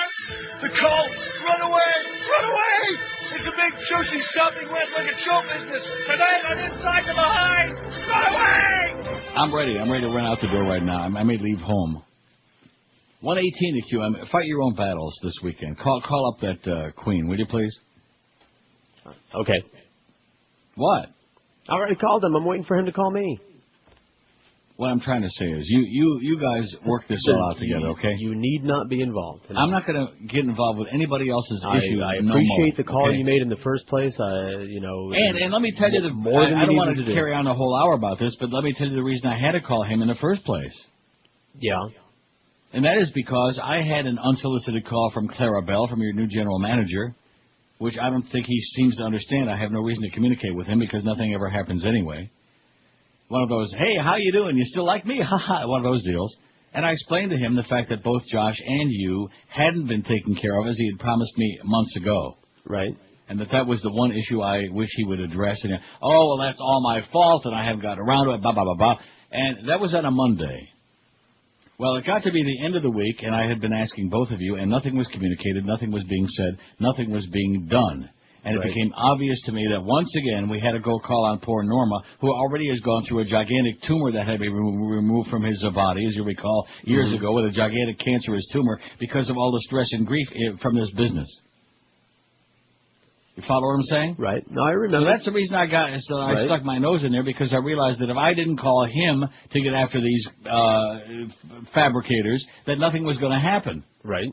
When somebody tells me, oh, it's my fault and I haven't got around, and the days just go by, and they've assured me, oh, we're going to get right onto it. And this is another guy that's just a face man, okay? He talks a good game. He doesn't want to do anything. And then there were certain other events that took place that all of a sudden got them like a shot in the ass, and all of a sudden, hey, let's do this, and certain other things. And just like Norma says, those certain other things wouldn't be taking place if anybody there would ever listen to me, and they don't. And you hear them time and time again, like Clarence. Well, what we do, don't ask me anymore, because you won't listen anyway. What do you know anyway? I know nothing. And that's the one thing other than the crappy way that they treat people, I resent that more about this company than anything else. Nobody can tell them anything. Nothing. That was one of the great things about Dick Casper, man. I got to bring him up again, is because if you were successful and he knew you were good at what you did, he would listen to you. And he would take me to lunch and pick my brain and ask questions, and he would go ahead and follow through on my suggestions. Sometimes yes, sometimes no, but at least he would listen. These people won't listen. And so they're stewing in the juices of their own mistakes and their own failures. And it's just amazing to me that even with his arrogance, that Greg Reed, you tell me you ran into him in the hall and he's telling me about I should see the end of that movie again. The fact that he has left this mess. It would be like if you went to a neighbor's house and you had wild diarrhea and left about 40 gallons all over their house, and he had the nerve to show up again. You know what I'm saying? Yeah. He's left this unacceptable mess behind that even Einstein wouldn't have any idea how to fix this thing. And he still has the chutzpah to swagger around a building talking small talk with people. Boy, does he have a lot of chutzpah. Man. There's the chigger in the woodpile right there. Is Gregory Benjamin Reed or whatever the hell his name is. God. And this poor schlub we got in there now who had no idea what he was getting into, what the hell's he going to do about it? He's probably hiding under his desk right now, calling up Joyce. Oh, they're picking on me again, Joyce. You better send them a threatening letter. And as far as Joyce is concerned, well, I got news for you. There's nothing you can say about that one. And she's running the ship. It'd be like putting Humphrey Bogart in charge of the ship with his steel balls. I kind you could dip those strawberries in that fondue anyway. U.S. lobbyists lashed out at the Mexican Nothing Gringo campaign time for Monday, May 1, to coincide with the Day Without Immigrants boycott of the U.S., eh? You know what really gets me? What gets you? Besides all this crap at this radio station. Here are people who are not immigrants, illegal aliens. Right. And they're going to go in the streets and demand this, and they're going to demand that. You know what I say? Right. Screw you. Lawbreakers upon arrival. Screw you. Demand my ass. Well, that's a pretty big demand. Yeah. American Chamber of Commerce in Mexico said organizers are risking a backlash and foolishly targeting some of their best allies. Since U.S. corporations have actively lobbied the U.S. Congress for immigration reform, including the legalization for many of the estimated 11 million undocumented migrants, and that's because U.S. corporations want that cheap labor. They're grave robbers, just like the Beasleys. Mexicans' refusal to buy American on May 1 could further polarize the debate and make reform supporters seem anti-American at the very moment that lobbyists are trying to persuade lawmakers in Washington to pass a bill that will benefit migrants, worries Larry Rubin, the Chamber's president. This is like shooting oneself in the foot, Rubin says. U.S. companies have been the first to lobby, launching a huge lobbying effort for immigration reform. Why hurt something that's helping you? South of the border, Exactly. South of the border, Mexicans are targeting American stores and chain restaurants. That means no Dunkin' Donuts, no McDonald's, Burger King, Starbucks, Sears, Krispy Kreme, or Walmart, reads one email making the rounds. But even activists are confused about which companies are U.S.-owned. Sears is cited by the boycott organizers despite the fact that Sears Mexico stores were bought by Mexican billionaire Carlos Slim in 1997. I wonder if he was kin to Slim Pickens. A few organizers mentioned Vips, the chain of ubiquitous Mexican diners, even though they're owned by Walmart Stores, Inc. Maybe they like the food at Vips. Never heard of it. A quarter of Mexico's private sector jobs with regular pay are provided by U.S. firms, according to the Chamber, including Walmex, the Mexican Walmart subsidiary. That's Mexico's biggest private employer with 140,000 workers. At any rate, they don't know which side is up, you know? Right. But they're running around demanding. We want this and we want that, yeah. Kind of like you, they're getting too demanding, too big for their britches. If I was you, I'd take that $10 a week raise. I'd forget about that rating bonus. I'd go in there now on bended knee and I'd apologize and kiss Clarabelle right on the horn. Doesn't Clarabelle have a horn? Well, two of them, actually. 1,169 votes on the poll. Well, they sure degenerated since that hostile email. Beware the hostile fag. Just remember that. You never saw that movie, did you? Boys in the Band. It's very funny. Be afraid. What, Boys in the Band? Very afraid. Yeah. Yeah, I saw it. Yeah, very morbid. Mm-hmm. A lot of those typical stereotypes, you know, stereotypical queens. But there are some very funny lines in there, you know. Beware the hostile fag. Well, I should second that emotion. British music producer Adam Kidron says that when he came up with the idea of a Spanish-language version of the U.S. national anthem, he saw it as an ode to the millions of immigrants seeking a better life. But,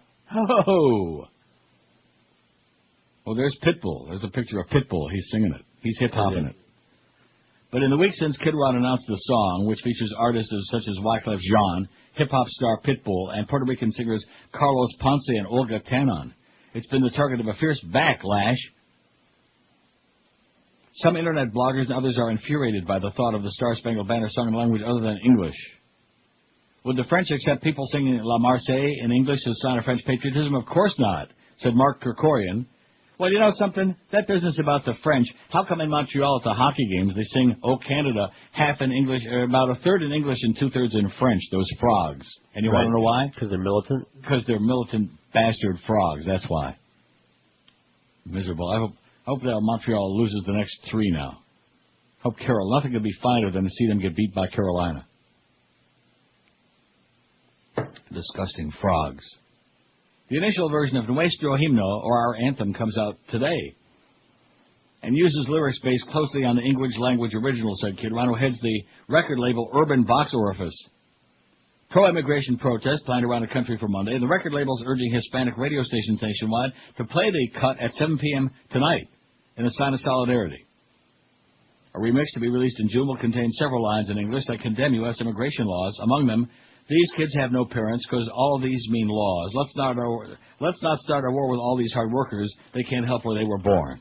Somehow that doesn't rhyme. It doesn't have a good beat to it. Brianna Bevins of Hanford, California, who writes for the immigration-focused web magazine Vidare.com, said the remix especially upset her. It's very whiny.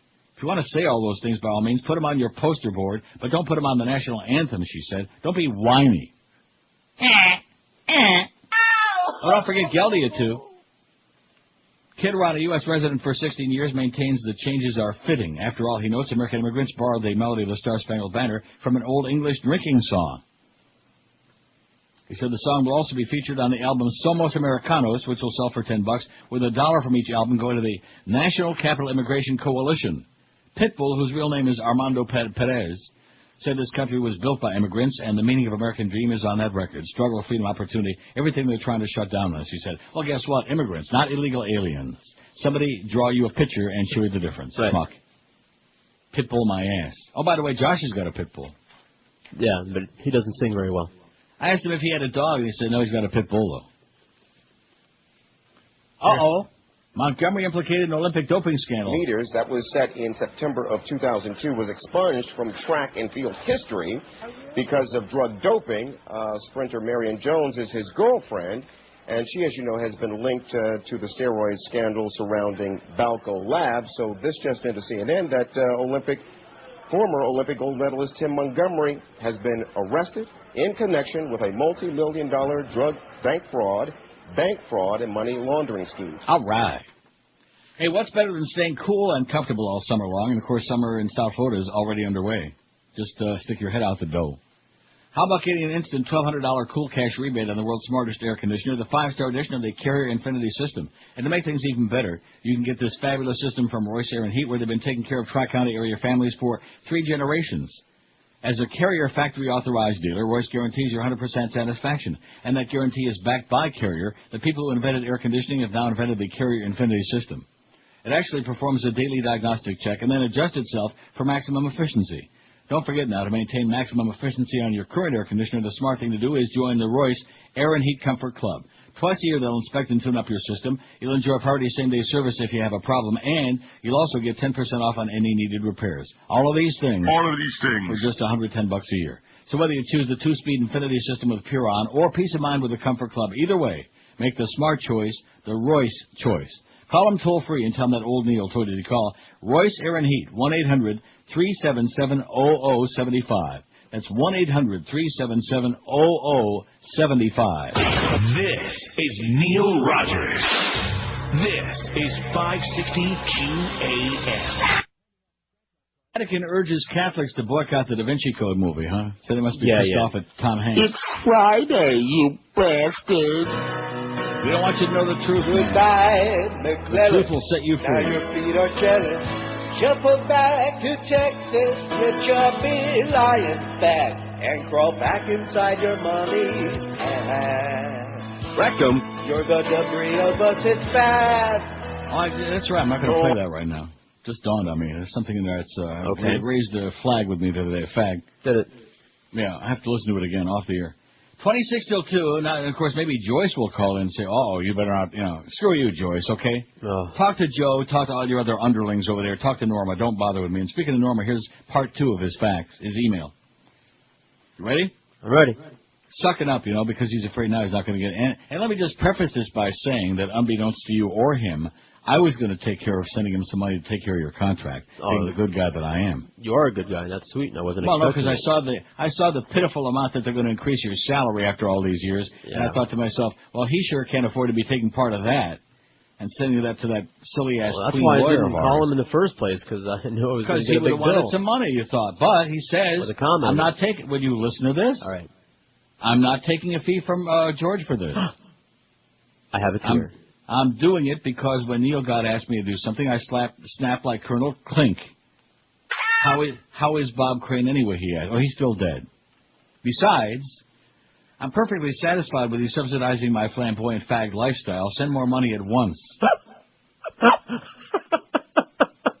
San Francisco was great this weekend. How many fags, though, would have spent the weekend watching A's and Giants game? Well, I'm sure a lot of them if they could have gotten a locker room. Although, what's his name? Don't play for the Giants anymore. Jack Snow. What the hell's his name? JT Snow. JT Snow. His name is Jack. JT Snow. Who's he play for now? I thought he does play for the Giants. Not anymore, he doesn't. Pretty sure. At any rate, he's getting a little long in the tooth. He don't look like he used to. Says, I didn't even go to Castro Street. I was at the Normal convention. And frankly, I can't remember too much after getting my prescription for medical marijuana filled. And no, I'm not pissed off. It's a radio show, just a show. I've always understood that. And I'm available to do one if you need me to fill in for you, feel better. No, we don't. I'll tell you, we need you to fill in, yeah. We'll let Josh sit there and go like the Norman Josh show. The Norman Josh. Now, I don't think Josh wants to participate now. Yeah? Could be wrong about that, but I don't think so. I think there's a better chance that Josh and Zach will meet in downtown Miami at Bayside. By the way, he's a Red Sox, but he hasn't played it all this year. Who, JT? Yeah. Told you. No, but he was in the spring training. I seen him. That's how I knew he wasn't on the Giants no more. Golden Glove first baseman, man, JT Snow. He's a pretty good hitter, too. Yeah, he's all right. What does that mean? Who's the first baseman for the Marlins? Mike Jacobs. Now, JT Snow, he ain't no Mike Jacobs. Well, that's like, it's like saying Norm Kent ain't no you when it comes to radio talk shows. That's a little ridiculous. See, now you're picking on Norma. Man. Now he's going to send another damn email. I was just going to say, since he's listening, hey, thank you, Norm. Thank you for what? Oh, he wasn't going to do it for you. He was going to do it because I asked him to do it. He couldn't give a crap less about you. For all his effort. Oh, for whatever reason. Oh, my God. I'm embarrassed by your behavior. You are so easy. For all that hard-ass exterior that you like to portray. Hard-ass exterior? Oh, man. The usual hard-ass spick exterior. Don't pretend. I don't know what you're talking about. You're a hard-ass. I'm a marshmallow. No, you're not. I'm a softie. When George tells you, man, that's the emes. When George's got an opinion, that's it. Don't ask any other opinions, because yours is the final, definitive one. Well, that's especially true. on faggery, by the way. That's true. Probably no, I'm not an thing. expert on faggery. I'm an expert on straightery. Yeah, I don't think so. Not since you've been married this long. I think you forgot about most of it. No. Anyway, we're going to do over 1,200 votes on the poll today. I'm as incoherent as Norma must have been out there after he got his medical marijuana. And you shouldn't have said about your medical marijuana because, that's probably going to get written up somewhere too, Norma. Shouldn't have said that. Okay, now how are we doing on that downtown Miami stuff? Let's take a look at the poll result. Have you ever taken, trying to think of the name of the drug. Probably. It's an antibiotic that just erythromycin. Have you ever taken that? No. Different kind of drugs. Oh, brother. No, I'm talking about for an antibiotic. Erythromycin or erythromycin. Amoxicillin, I think that is so strong that, first of all, it feels like there's been a forest fire in your intestines and your tongue. It feels like somebody has scraped the taste buds from your tongue. Well, I took one of these Levaquin a couple hours ago, like I told you. And as difficult a time as I was having speaking before, I feel like somebody has taken a surgical knife and scraped my tongue. And I'm sure that they could have found some interesting DNA on this tongue, but that's beside the point. By the way, can we thank Paul for the Uno de Mayo survival kit he dropped by, full of Pepsi and porn? Really? And cigarettes for some reason, which I don't really understand. But thanks, Paul. Well, we're talking about faggots. What's your take on downtown Miami? We have 1,194 votes. Yeah, I feel like I got, mush mouth. Nemthing? Yeah. It's hard to describe. Like, I don't know if you take strong antibiotics, they always do that. Dade County is a foreign country. 521 people said that. And they happen to be. I have no life. No. Absolutely correct. That's too. It sucks downtown. Don't go there. 282. Unless you like homeless people. Yeah, go down there and take it in Cup 292. I'm sorry. It's making a great comeback, 159. We didn't hear any of those. They're full of crap. There isn't one person that even if they didn't want to call, they could have faxed it in and told us all the great stuff. There's nothing. Great comeback, my ass, 159. Never been there, 57. It's become a tourist trap. Overpriced crap, 53. You're out of touch, Neil, 49. Yeah, that's what you think. I hate this pool, 38, and it's paradise. 25. Solamente 25. 25. Out of almost 1,200 votes. I think we got a whole new dimension to our audience now. Fifth dimension? No, the real sadists. You know, they're enjoying our discomfort and misery at this new regime. That's not new. Oh, no, but it never was like this before. I mean, before we knew what we had, but these people are just infuriating.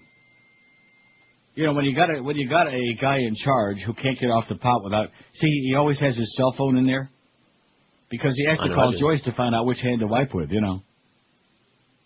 So, unfortunately, in fact, maybe that's where he is now. Maybe he's still in there. Couldn't make that call to Norma. But you get in touch with Norma, and you two girls, you hash things out, you know? I'm uninvolved. I was more than willing. I was going to send him an extra $1,000 for taking care of your deal, and I'd still be willing to do it if he just stops calling me and stops bugging me with crap, okay? You see, the one thing about life I've discovered is there are some people who they're not satisfied if you're not complaining. They want to be around to complain for you. And so they conjure things up. Yeah, it's not a positive thing that when we do the crossover every morning, it's a technical disaster. It's embarrassing and humiliating. But I wasn't calling anybody else about it. I wasn't going to make any phone calls. We're used to it by now. If the people that run this place don't care, why the hell should we care? Right? Right. In other words, there is no such thing as a humiliation factor here because they just don't care. They don't give a crap. And you got 3 little boys running around there, running this place like it's a kid, not a high school, like it's a kindergarten radio station. And we're supposed to worry about technical incompetence. And Hank's out over there in Tulsa, and nobody could hear each other yesterday. I mean, why should we worry about that when you take a look at the fantastic programming we got going? Look at that! I did it again. You got me so worked up. I knocked the damn DCS onto the onto the audition line. I did it on purpose. This is Neil Rogers. This is 560 QAM. Eddie.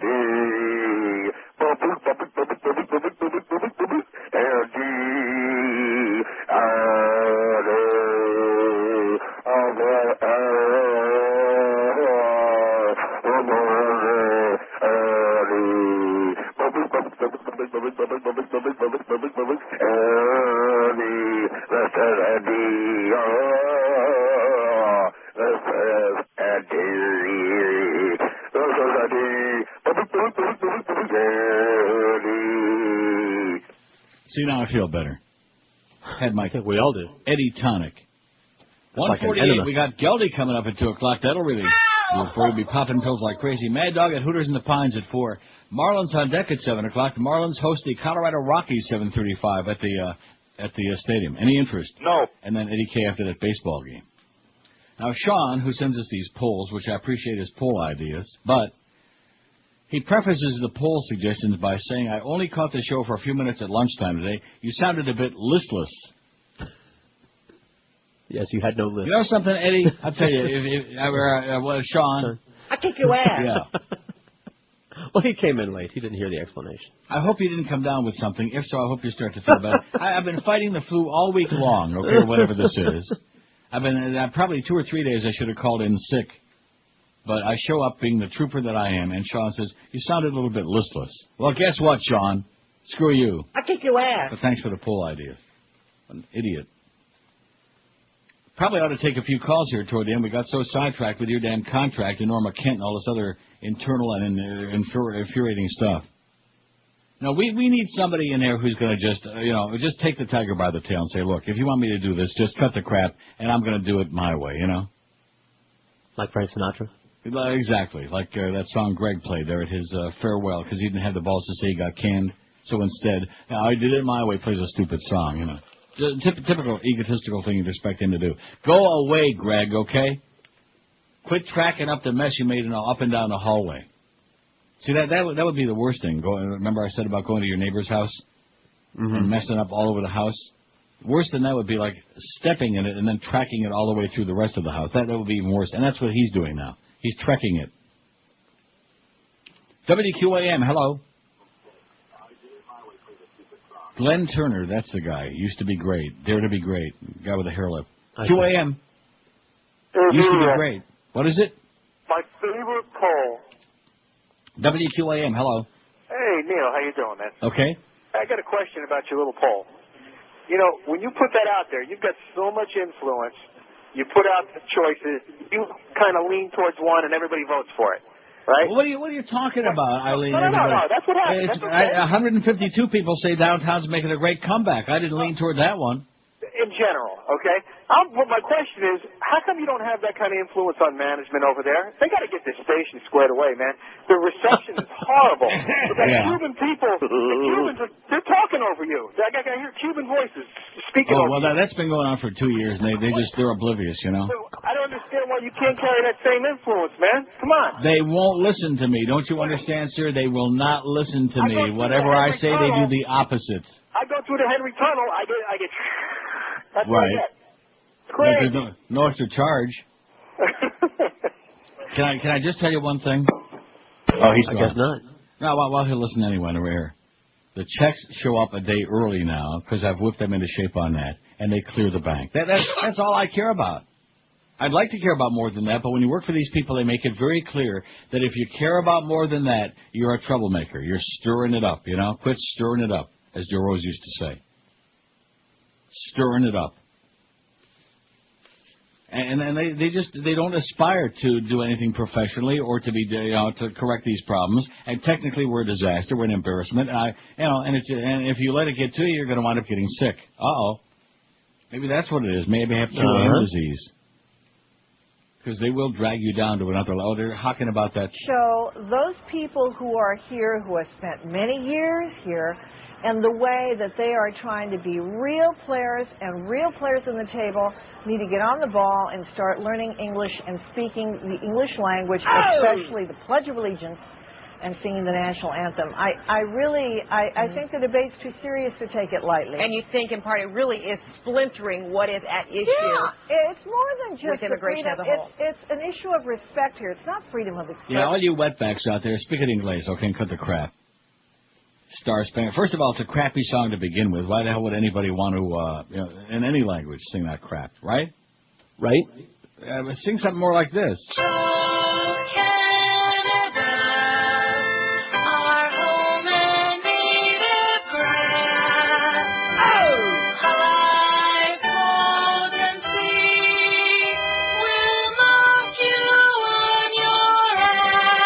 Welcome.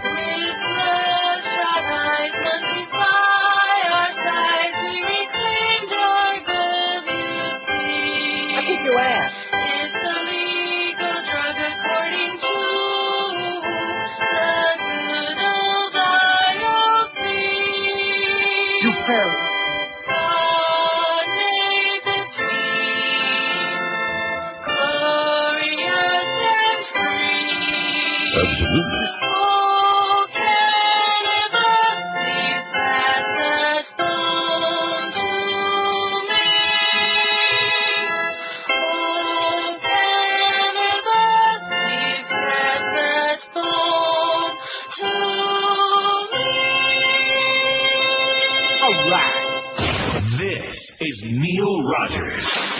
This is 560 QAM. It's me! Oh! Miami town. At 560 WQAM. Sport Hole Radio 560 WQAM presents two broadcast dynamos, Kelby and Wenny. Hey, everybody, it's Kelby. Joining me on the show today is none other than the Prince of Pipes, Wenny Martin. Come on over here. Sit close to me, Wenny. There we go. Wow. Elevator. Elevator. Got stuck in the elevator. Yeah, and I got claustrophobia. Claustrophobia? I was scared. Good thing I'm big and strong. How'd you get out of there? Well, the corridor, there was a corridor monitor. You can see it on there. Look, watch it. That was me. Okay. Wow, you are big and strong. Yeah, but I'm bigger and stronger than you. I work out like Jackie Wilson, baby. Come on, baby, work out. Oh, I kick your ass. Want to see? You ain't got nothing on me, pal. Here. Oh, I thought Mo was... Matter of fact, right when the show ends, George is going to storm down the hall there and pound on Joe Bell's door. Storm rhymes with Norm. There you go. And he's going to, well, he's got the power of Norma behind him. Or I'm going to take all this porn sure and go to the bathroom behind you. And he's going to say to Joe, I'll kick your ass. That's right. Don't forget, it's the big QM NFL draft party tomorrow with the Mad Dog and Joe Zagacki and the big... Incredible. No, not the big... Oh, him. rock solid. At the Hooters in Pembroke Pines tomorrow, starting at 10 a.m. Join us at Hooters in Pembroke Pines for the big QM NFL draft party. You have to be daft to miss the draft, starting at 10 a.m. presented by Heineken. Bye, bye, bye.